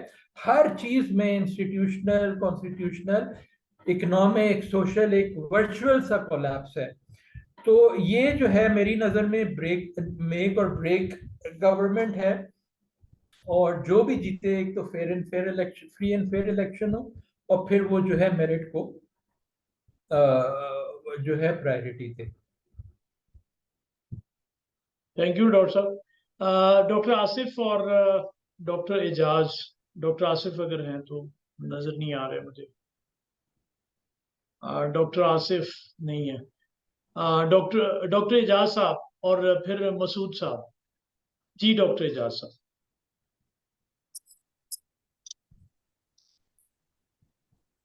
جی ڈاکٹر صاحب. ہلو جی مجھے کہا ہے ایکچولی وہ تھوڑی آواز کا مسئلہ ہے تو جی جی جی شاہد صاحب. جی بولیے. جی سر. جی بہت شکریہ جی. بڑی اچھی گفتگو تھی تو بڑا مزہ آیا ہے. اور اس میں جو سب سے اچھی بات مجھے لگی ہے وہ یہ ہے کہ جو مایوسی ہے ایکچولی وہ اس کو تسلیم کیا گیا ہے. اور ہمارے ہاں یہ ایک مصنوعی سا ایک ہے کہ جی آپ حوصلہ رکھیں, امید نہ چھوڑیں. یہ وہ سارے یہ والے جو ہیں ان کو سائڈ پہ رکھتے ہوئے انہوں نے جو ایکچوئل سچویشن ہے اس کو ایکسیپٹ کیا ہے اور اس کی کاگنیزنس جو ہے وہ ہم کو دی ہے. تو یہ تو اس پہ میرا کمنٹ تھا. سوال میرا یہ ہے کہ جس طرح کی سچویشن اب ساری آپ نے بیان کی ہے اور جو کہت الرجال اور اس طرح کی جو کیفیت ہے اس کی موجودگی میں کیا اس طرح کا کوئی سیٹ اپ, مطلب اب ہم کیونکہ تھیوریٹیکل بات کر رہے ہیں تو تھیوریٹیکلی کوئی پروپوز کیا جا سکتا ہے کہ جس طرح وہ گریس کی شکست کے بعد انہوں نے 30 ٹائرنٹس کا وہ ایک بنایا تھا, تو ہم ٹائرنٹس نہ بنائیں لیکن یہ ہے کہ ہم 30 یا وٹ ایور از دا وہ فگر ہو, تو ایک اس طرح کا ایک سیٹ اپ بنائیں اور اس میں جو نسبتاً مطلب نظر آتے ہیں کہ جو پرو ایکٹیو لوگ آلریڈی پہلے موجود ہیں مختلف فیلڈز میں اور پہلے جو ہیں وہ ان کے حوالے سے کوئی نیگیٹو نہیں ہے, تو اس طرح کا کوئی ایک سیٹ اپ بنائیں. اور بنانے سے پہلے وہ یہ جو لوگ ہیں یہ اپنے طور پہ خود ایک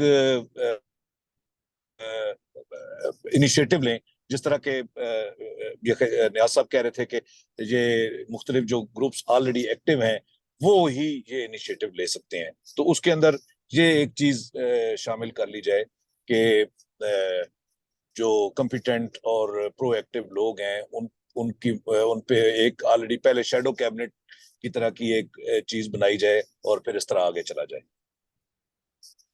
جی میرا بس یہ ہے کہ جو کچھ بھی ہو وہ جمہوریت کے زمرے کے اندر ہو.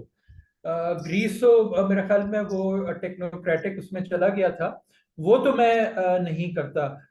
میری نظر میں جو امیڈیٹلی طریقہ ہے جمہوریت اور ٹیلنٹ کو مکس کرنے کا وہ یہی ہے کہ جی سول سوسائٹی جو ہے ایک تو کولیشن فار چینج بننی چاہیے میرا خیال ہے, اور اس کے بارے میں بھی میں نے ڈان میں لکھا ہے. اور اس میں 3-4 نیچرل گروپس ہیں, میڈیا گروپس ہو گئے, لائرز گروپس ہو گئے, پھر آپ کی trade unions, labour union, teachers unions. کچھ ملکوں میں آپ نے دیکھا ہے مثلا سوڈان میں بھی اسی قسم کی ایک وہ کولیشن بنی تھی جس کی وجہ سے جو ہے وہ ڈکٹیٹرشپ وہاں 30 سال کی ختم ہوئی تھی. کچھ اور ملکوں میں بھی اس قسم کی بنی ہے.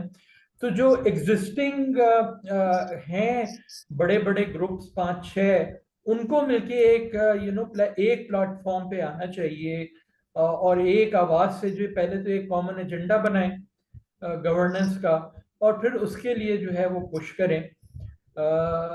تو میرے خیال میں یہی پھر طریقہ ایک ہے کہ جی ان پارٹیز پہ پنڈی پہ پریشر ڈالنے کا.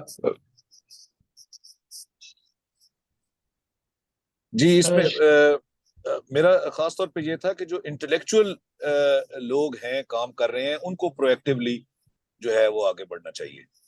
جی انٹلیکچوئلس کے گروپس ہیں تو یہ نیچرل گروپس آپ کو نظر آتے ہیں, labour unions, lawyers groups, media groups, intellectuals, teachers, یہ سب اگر کسی طرح اکٹھے ہو جائیں نا ایک پلیٹ فارم پہ تو you know that could be a start. جی ہاں, لیڈ جو ہے وہ انٹلیکچوئلس کو ہی کرنا پڑے گا, جی کرنا چاہیے. جی بالکل بالکل بہت شکریہ ڈاکٹر صاحب. مسعود صاحب, جی مسعود صاحب, مسعود صاحب کیجئے کوشچن, ان میوٹ کریں. مسعود صابر صاحب. جی السلام علیکم, آواز آ رہی ہے میری؟ جی میری آواز آ رہی ہے؟ جی جی بولیے بولیے. ہاں جی ڈاکٹر صاحب, نیاز صاحب بہت اچھی گفتگو رہی. آپ نے جو انالیسس کیا ہے یہ بھی اور جو سولوشن بھی آپ نے بتائے ہیں اس پر بہت زیادہ بات ہوتی رہی ماضی کے اندر بھی, پبلک فورمز میں, پرائیویٹ فورمز میں, اور ان میں سے بہت سارے سولوشن ہم شاید آزما بھی چکے ہیں. پہلی تو چیز یہ ہے کہ جو معاشی استحکام ہے وہ ہمیشہ سیاسی استحکام کی بائی پروڈکٹ ہوا کرتا ہے. یہاں پر جس ملک میں سیاسی استحکام نہیں ہوگا اور پولیٹیکل انجینئرنگ ہوگی, سیاسی اکھاڑ پچاڑ ہوگی, اس ملک کا معاشی نظام کبھی درست نہیں چل سکتا. تو جو سولوشن کی بات ہے مجھے یہ سمجھ میں آتا ہے, ایک تو یہ پہلے میرا ایک امپریشن یہ ہے کہ جی پاکستان شبر زیدی کے الفاظ میں گوئنگ کنسرن نہیں رہا ہے. کافی عرصہ پہلے اس نے کسی فورم پہ کہا تھا 130 ارب ڈالر کا قرضہ ہے اور 4-6 ارب روپے 8 ارب ڈالر جو ہے, سوری روپے نہیں ڈالر جو ہے وہ خزانے کے اندر ہے. تو یہ صورتحال ہے. تو اب اس میں جو سولوشن نظر آتا ہے وہ یہی ہے کہ دونوں جو ملک کے بڑے ادارے ہیں, غیر منتخب غیر جمہوری ادارے جن کا بہت بڑا رول ہے ملک کو اس جگہ تک پہنچانے میں, وہ دونوں کو اپنی جگہ پہ تھوڑا سا احساس کریں کہ ہم تباہی کی کس لیول پہ پہنچ گئے ہیں, اور وہ اپنی پالیسیوں پر نظر ثانی کریں اور ہینڈز آف کی پالیسی تیار کریں. ملک میں بغیر پولیٹیکل انجینئرنگ کے فیئر فری الیکشن ہونے دیں, کنٹینیوس, ایک نہیں کئی 20-25 سال تک ہونے دیں, تو کچھ نہ کچھ جو ہے تھوڑا بہت ہوگا سولوشن. دوسرا میرا امپریشن یہ ہے کہ جی پاکستان چونکہ ایک نیوکلیئر اسٹیٹ ہے تو نیوکلیئر پاور کو ڈیفالٹ کرنے دینا شاید بڑی طاقتوں کے مفاد میں نہیں ہوگا. یہی وجہ ہے کہ پاکستان ایک پولیٹیکل اینٹی کے طور پر ابھی تک دنیا کے نقشے پہ موجود ہے اور رہے گا. تو یہ ایک تھوڑی سی آپ اس کو رے آف ہوپ کہہ سکتے ہیں. تو اس بارے میں کوئی کمنٹ آپ کریں کہ آپ اس سے ایگری کرتے ہیں کہ یہ چیز ہمیں آگے لے کے چل سکتی. باقی سولوشن تو وہی ہے کہ جو بڑے ادارے ہیں وہ احساس کریں تھوڑا سا. عوام میں تو نہ اتنی سخت ہے, نہ اس قسم کی تنظیم ہے, نہ ان کی کوئی ایسی پاس ہسٹری ہے کہ وہ کسی قسم کا ریولیوشن لے آئیں گے. یہ ان کے بس کی بات نہیں ہے. یہ تو بیچارے irrelevant ہو چکے ہیں اور تماشا دیکھ رہے ہیں کہ ایلیٹ کس طرح سے ایک دوسرے کے ساتھ دست و گریبان اقتدار کے لیے یہ بیچارے سائڈ پہ بیٹھ کے تھیٹر تماشا دیکھ رہے ہیں. تو اس پر کوئی کمنٹ کریں. Thank you. جی میں مسلسل یہی بات کر رہا ہوں اسٹیٹ کولیپس کی. اسٹیٹس تو بہت ساری کولیپس ہوئی ہیں, صومالیہ, سیریا, سوڈان آج کل ہے, سیارا لیون, لائبیریا اور کانگو شانگو.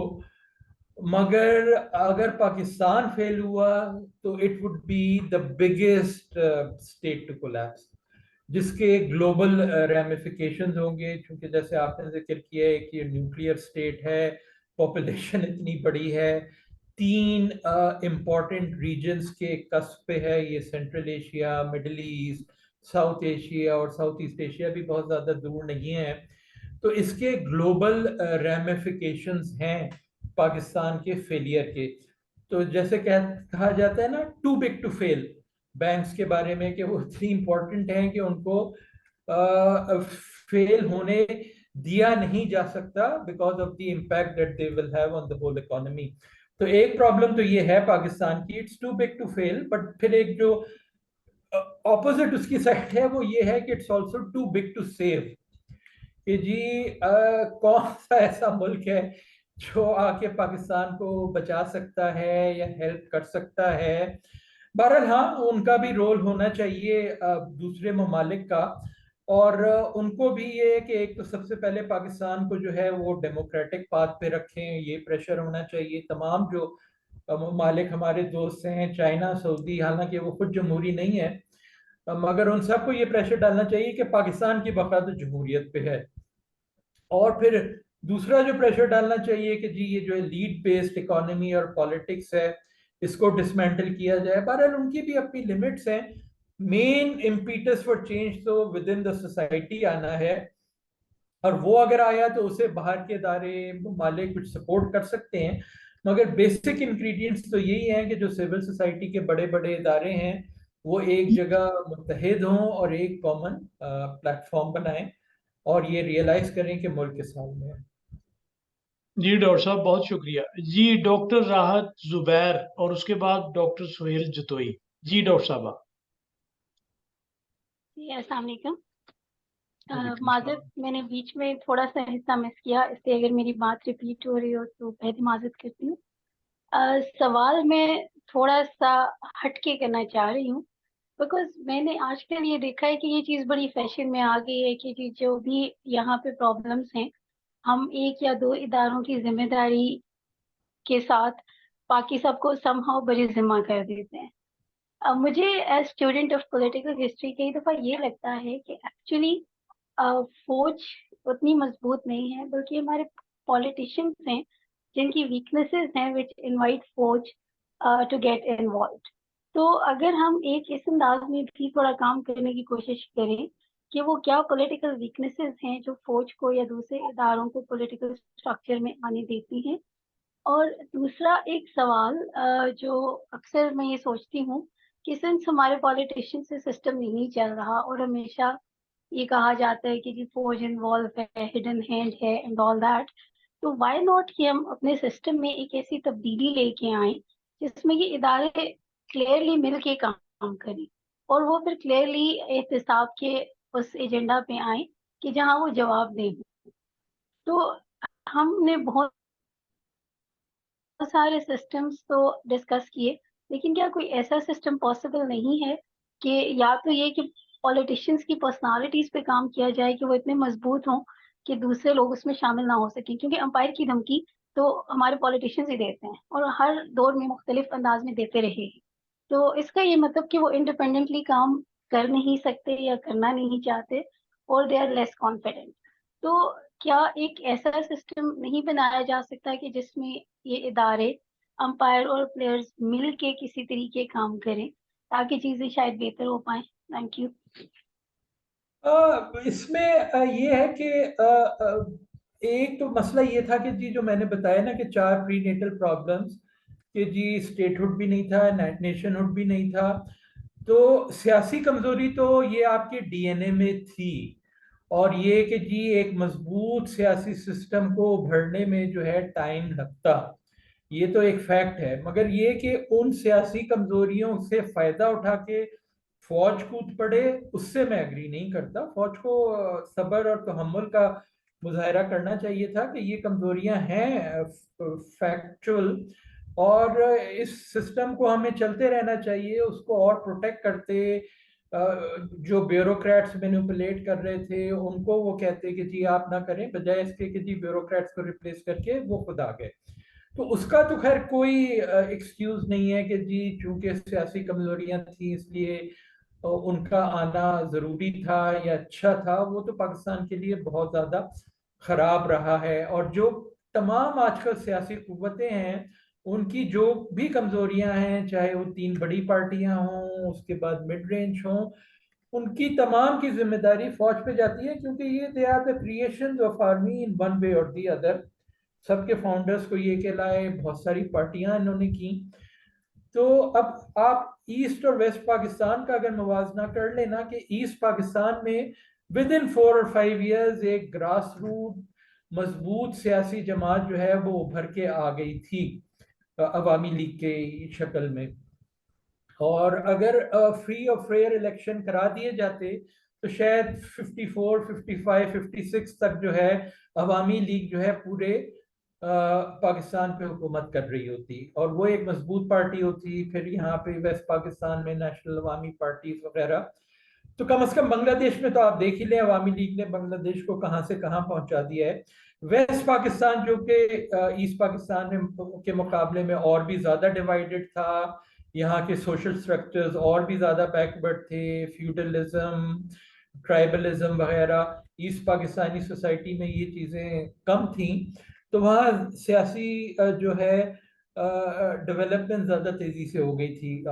वेस्ट पाकिस्तान में ये नहीं थी, मगर सबका हल यही था कि जी जितना भी टाइम लगे एक सियासी अमल को आगे बढ़ते रहने देते तो वही बेहतर होता। और अब भी यही है कि जी फौज का तो बस अपना रोल वही होना चाहिए कि वो जी सरहदों का हिफाजत करे, बाकी चीज़ें जो है वो सियासतदानों पे छोड़ दे, चाहे वो उसी के बनाए हुए सियासतदान क्यों ना हो। जब तक डेमोक्रेटिक डेवलपमेंट नहीं होगी गुड गवर्नेंस नहीं आ सकती। गुड गवर्नेंस जो है वो आसमान से नहीं गिरती, वो एक सिस्टम में से निकलती है, और वो सिस्टम का नाम है डेमोक्रेसी। या पूरी दुनिया की आप देख लें मिसालें, जितने भी गुड गवर्नेंस वाले ममालिक हैं वो ज़्यादातर डेमोक्रेटिक हैं। तो ये उम्मीद करना कि डेमोक्रेटिक डेवलपमेंट हम नहीं होने देंगे और फिर भी गुड गवर्नेंस आ जाएगी किसी तरह, वो नहीं होगा। पाकिस्तान में जब भी डेमोक्रेटिक डेवलपमेंट थोड़ी बहुत हुई है वो तब हुई है जब फौज ने थोड़ा हाथ पीछे कर लिया। एक वो 1972, 73, 74 जिसमें हमारा कॉन्स्टिट्यूशन आया था, उस वक्त थोड़ी फौज पीछे थी, और फिर 2008 से लेकर 2018 जिसमें ये 18th अमेंडमेंट हुई, पहले फ्री एंड फेयर इलेक्शन हुए, फाटा मर्जर वगैरह हुई। तो जब भी आप ये देखें पाकिस्तान की हिस्ट्री में थोड़ा भी फौज पीछे होती है ना, तो डेमोक्रेटिक डेवलपमेंट होना शुरू हो जाता है आहिस्ता आहिस्ता, और उस डेमोक्रेटिक डेवलपमेंट से आप उम्मीद कर सकते हैं कि फिर गुड गवर्नेंस निकलेगी। अब ये है कि हालात इतने खराब हो गए हैं कि आपको जरा गुड गवर्नेंस ज्यादा तेजी से चाहिए, मगर फिर भी तरीका वही है कि जी डेमोक्रेसी के थ्रू, और फिर जो इंटरिम में मैंने कहा है कि जी प्रेशर डालें आप इन पॉलिटिकल पार्टीज में। फौज के लिए कोई पॉलिटिकल रोल जो है वो मैं नहीं देखता। जी डॉक्टर साहब बहुत शुक्रिया। जी डॉक्टर सुहेल जतोई। जी डॉक्टर साहब। अस्सलाम वालेकुम। बहुत अच्छा जी नियाज़ साहब, बहुत अच्छा आपका बयानिया जी। आप मुख्तलिफ अगर निज़ाम की अगर बात की जाए, देखें 1956 कॉन्स्टिट्यूशन में एक निज़ाम आया कि एक semi parliamentary semi presidential system आ रहा था, जिसमें प्रेसिडेंट के बहुत ज़्यादा अख्तियारात नज़र आ रहे थे अगेंस्ट द अब कह दें कि स्पिरिट ऑफ पार्लियामेंट्री सिस्टम। फिर हमने 1962 में प्रेसिडेंशियल सिस्टम एक उस निज़ाम का भी तजर्बा कर लिया, वो कामयाब ना हो सका। 1973 कॉन्स्टिट्यूशन में हमने पार्लियामेंट्री सिस्टम लेके आए, लेकिन ग्रेजुअली हम देख रहे हैं कि मुख्तलिफ सियासी जमातों के जो पार्टी हेड है उनका डिस्पोटिज्म जो है ना वो बढ़ता जा रहा है, और इस दौरान साथ साथ में हमारे मार्शल लॉज भी चलते आ रहे हैं। कई एक निज़ाम हम तजर्बा कर चुके हैं, semi parliamentary, semi presidential, presidential, फिर अब पार्लियामेंट्री सिस्टम भी। अब कह सकते हैं कि आपने बड़ी मायूस करने वाली एक सिचुएशन हमारे सामने, एक तस्वीर हमारे सामने पेश कर दी है, और जो सोल्यूशन आपने किसी हद तक रखे हैं वो खुद आप कह रहे हैं कि पार्टी हेड, चाहे ये शरीफ हों, चाहे वो जरदारी हों, चाहे इमरान खान हो, लेकिन आप ये भी कह रहे हैं कि इनमें शायद ये वोट तो गैदर करने के लिए, ग्रैब करने के लिए इनको इस्तेमाल किया जा सकता है, लेकिन इनको जो है जो आप कह सकते हैं कि प्राइम मिनिस्टर का जो ऑफिस है उसको रन करने के हवाले से आप इनको रिकमेंड नहीं कर रहे हैं। आप एक तो ये जो सरदार फारूक लगारी का एक तजर्बा था, और अब थोड़ा थोड़ा काम नजर आ रहा है कि शायद खाकान अब्बासी का भी जो एक डिफेक्ट करने की तरफ वो मायल हैं। तो एक उस तनाज़र में ज़रा बताइएगा कि आपका ये जो सजेशन है वो किस हद तक काबिल अमल है। और एक मेरी तरफ से एक सजेशन जो मैं अपनी तरफ से कम देना चाहूँगा, बीइंग स्टूडेंट ऑफ हिस्ट्री और थोड़ा जो सियासी पॉलिटिकल हिस्ट्री के बारे में थोड़ा बहुत, जो इंसान के अंदर पॉलिटिकल स्ट्रेंथ है वो एक एवोल्यूशनरी प्रोसेस के तहत वो एक स्ट्रेंथन हो, और उसमें उसके एवोल्यूशन के लिए पॉलिटिकल पार्टीज की ऑर्गेनाइजेशन के लिए बार बार अब कह रहे हैं कि इलेक्शंस का होना और इंटरफेरेंस ना हो, اور خود سے ہی آپ کہہ سکتے ہیں کہ جو جماعت اچھا پرفارم نہیں کرے گی، 2008 سے 2013 کا ہمارے سامنے تجربہ ہے کہ پاکستان پیپلز پارٹی کے ووٹ جو ہے کا ووٹ بینک شرنک ہوا تھا. اسی طریقے سے 2013 سے 2017-18 تک پاکستان مسلم لیگ نون کی گورننس ہمارے سامنے ہے. تو آپ کہہ سکتے ہیں کہ یہ پولیٹیکل پارٹیز کی اگر آرگنائزیشن جو ہے وہ بہتر ہو جائے تو کئی ایک مسائل کا حل بہتر ہو سکتا ہے، اور پولیٹیکل پارٹیز کی آرگنائزیشن تبھی اچھی ہو سکتی ہے اگر پاکستان کے اندر بار بار الیکشنز کروانے کا ایک ماحول بنایا جائے اور انٹرفیئرنس کم کرتے ہوئے جو ہے نا پولیٹیکل پارٹیز کو کام کرنے کا موقع دیا جائے. تو کائنڈلی یہ سب اس پر تھوڑا سا بات کر دیجیے گا کہ جو آپ نے.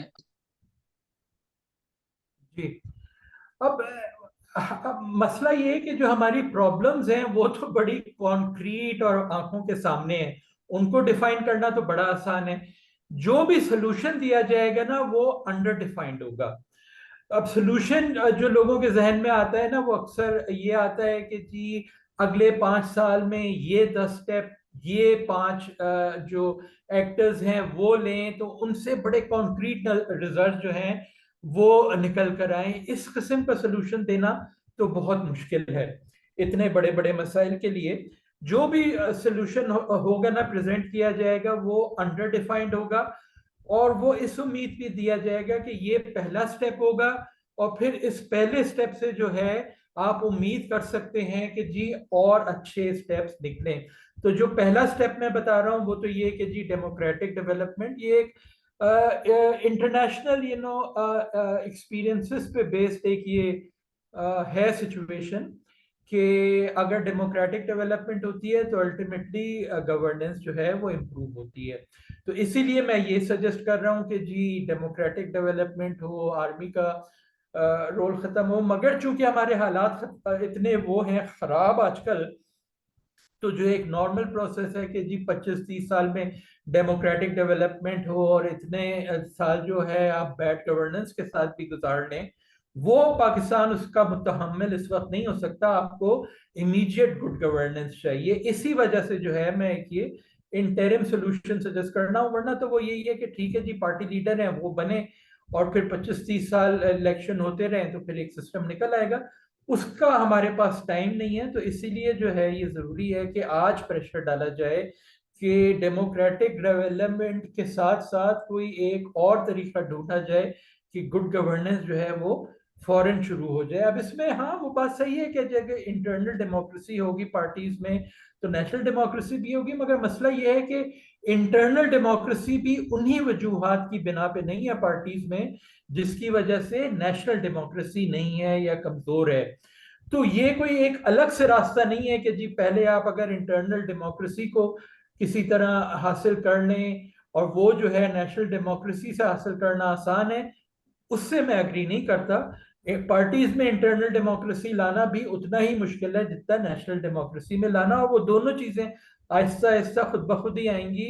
ایک دفعہ جب سویلین سپریمیسی ہو جائے، جب آرمی جو ہے وہ انٹرفیئر کرنا بند کر دے اور سول سوسائٹی کی طرف سے جو ہے پریشر بڑھنا شروع ہو جائے، ایک اگر کولیشن فار چینج وغیرہ بن جائے تو پھر دونوں چیزیں جو ہیں ساتھ ساتھ امپروو ہوں گی. جی ڈاکٹر صاحب بہت شکریہ آپ کا. تو رانا اعجاز صاحب آپ نے دوبارہ ہینڈ ریز کیا ہے. جی شاہ صاحب اگر آپ مجھے الاؤ کریں تو میں ایک چھوٹی سی بات ایڈ کر دوں اور پوچھ سکتا ہوں. چھوٹی سی بات ہی اب کریں، اب ہم ٹائم ہمارا 10 بجنے والے ہیں تو کوئک کوشچن ہے تو آپ. ہاں جی بس مختلف بات ہوگی. ڈاکٹر صاحب نے جیسے کہا جی کہ ایک پریشر گروپ ڈیولپ ہو جائے کمیونٹی میں سے، اس میں لائز بھی ہوں، اس میں اکیڈمیا کے لوگ بھی ہوں، اس میں میڈیا بھی شامل ہو. اس کے ساتھ ایشو یہ ہے کہ اس وقت پولرائزیشن اتنی زیادہ ہو چکی ہے، ایون لائز میں، میڈیا میں، جوڈیشری میں، اور حتیٰ کہ آرمی میں بھی پولیٹیکل پولرائزیشن اتنی زیادہ ہے کہ وہاں سے اس طرح کے لوگوں کا اکٹھے ہونا یا ان کو اکٹھے کرنا ایک بہت ہی مشکل مرحلہ لگتا ہے. دوسری بات کہ یہ سارے مسائل ہم نے دیکھیں، اس کے ساتھ تھوڑی تھوڑی سی چیزیں ایسے لنکڈ ہیں جن کی بنیاد کے اوپر جیسے اکثر جو اس مکالموں میں موجود لوگ ہیں وہ بہت مایوسی کا شکار ہو رہے ہیں. मसलन जब डेमोग्राफी की बात होती है तो उसका दूसरा एस्पेक्ट ये भी हो सकता है कि इसी दौरान ये जो हम सोल्यूशन का एक जो पाथवे हम बना रहे हैं उसमें डेमोग्राफी में ह्यूमन कैपिटल को शामिल करें तो कुछ बेहतरी आ सकती है। फिर हमारे पास जो रिसोर्सेज हैं वो ख़ास तौर पे कॉपर की शक्ल में, मैं ज़्यादा डिटेल में नहीं जाऊँगा, टाइम भी कम है, तो इस नौयत के जो रिसोर्सेज हैं वहाँ से भी किसी हद तक फ़ायदा हासिल हो सकता है। लेकिन क्वेश्चन की बात वही है जी कि पोलराइजेशन की मौजूदगी में मीडिया से या लॉयर से या किसी और तबके से ये एक्सपेक्ट कर लेना तो वो एक आवाज़ बनकर उभरेंगे और ये चेंज लेके आएंगे, ये सर कैसे पॉसिबल है? प्लीज जी, वो तमाम चीजें तो सही हैं कि ह्यूमन कैपिटल है, नेचुरल रिसोर्सेज है, आपके नेचुरल कैपिटल है, मगर जो इमीडिएट चक्कर है ना वो ये है कि the good governance to take advantage of all of them is absent. तो मेरा जो कहने का मकसद वो ये है कि जी हम इमीडिएट गुड गवर्नेंस जो है वो किस तरह इंट्रोड्यूस कर सकते हैं कि जी वो ह्यूमन कैपिटल में भी इन्वेस्ट करे, नेचुरल कैपिटल को भी करे। ये चीजें तो मौजूद है ना, मगर कोई पार्टी नहीं कर रही। तो उसके लिए जो मुझे एक आगे राह नजर आ रही है वो यही है कि जी इन पे प्रेशर डाला जाए कि आप मुल्क के, एक तो विविडली एक्सप्लेन किया जाए कि जी मुल्क के हालात कितने खराब हैं, और फिर उन पे ये प्रेशर डाला जाए कि जी आप जो है इमीडिएटली गुड गवर्नेंस लाएं। अब वो वक्त निकल गया कि जी भाई को लगा दिया, बहन को लगा दिया, फलाने को लगा दिया। अब जो है आपने कॉम्पिटेंट लोगों को लगाना है ताकि वो जिस किस्म की आप बातें कर रहे हैं, जिन पॉलिसीज की आप बातें कर रहे हैं, policies are well known, there are volumes and volumes from different institutions, Pakistani foreign के, जी आप ये कर सकते हैं, ये इकोनॉमिक स्ट्रेटजी फॉलो करें, ये आप क्लाइमेट चेंज के, वो पॉलिसीज तो तमाम मौजूद है, मगर मसला ये है कि उन्हें कोई इम्प्लीमेंट करने के लिए तैयार नहीं है। That is the main immediate big hurdle कि how to have a government which will start focusing on that. वो जो है सबसे पहला स्टेप वो होना है, और वो इमीडिएटली होना है 2024 के इलेक्शन के बाद। This government has to deliver, this may be Pakistan last chance. Doctor साहब बहुत शुक्रिया आपका। अच्छा, मैं थोड़ा सा कमेंट करूंगा कि ये जो बड़ा कैंडिड किस्म का एनालिसिस है ना, जिससे आमतौर पे कुछ दोस्तों को होता है कि भाई मायूसी भी फैलती है, तो मुझे जाती तौर पे तो बड़ा ना मतलब ट्रूथफुल किस्म का एनालिसिस बहुत पसंद है। देखिए, हम बिल्ड कर सकते हैं ट्रूथ पे, जो जो रियलिटी को रिकग्नाइज करने के बाद उसके सोल्यूशन के लिए आप जितने ऑप्टिमिस्ट हों वो हों, एफर्ट पुट करें अपनी। तो सादा सी बात यह है, किसी ने वो पूछा था कंसल्टेंट से कि हमारे घर में लड़ाई रहती है, क्या करें? उसने कहा भाई आप ना लड़े। तो उसने कहा यही तो प्रॉब्लम है, उसने कहा यही तो सोल्यूशन है। तो अब ये हमारी पैराडॉक्स इस किस्म की है कि सोल्यूशन भी यही है, और डॉक्टर साहब बार बार उसको एम्फसाइज कर रहे हैं कि भाई इसके अलावा और कोई चारा नहीं है कि सोसाइटी में कुछ मोबिलाइजेशन हो, ग्रुप्स जो हैं वो असर्ट करें, अपने अपने स्ट्रक्चर में रहते हुए करें। कोई इसका क्विक फिक्स जो है वो मौजूद नहीं है, और हमें भी यही दिखाई देता है। डॉक्टर साहब बहुत शुक्रिया आपका। अच्छा, अब एक बहुत बस मैं लास्ट बात कह दूं, तो जी बहुत जी अच्छा रहा आप लोगों के साथ इंटरेक्ट करना। और अगर आप मजीद मेरे ख्यालात को देखना चाहें तो एक तो मैं डॉन में लिखता हूं एवरी ऑल्टरनेटिव ट्यूसडे, और दूसरा अगर आप ट्विटर फॉलो करते हैं तो ट्विटर पे भी मैं प्रेजेंट हूं। Feel free to follow me, and thank you very much for giving me this opportunity. Doctor साहब बहुत शुक्रिया, thank you very much for your thank time and wonderful talk. बहुत यू। शुक्रिया। अच्छा, ये मैं थैंक आपकी यू। प्रेजेंटेशन आपको भेज दूंगा अगर आप शेयर करना चाहें। जी जी डेफिनेटली सर, आप भेज डेफिनेटली। ठीक बहुत है, शुक्रिया, thank you. Thank you. Thank you doctor साहब। अल्लाह हाफिज, थैंक यू एवरी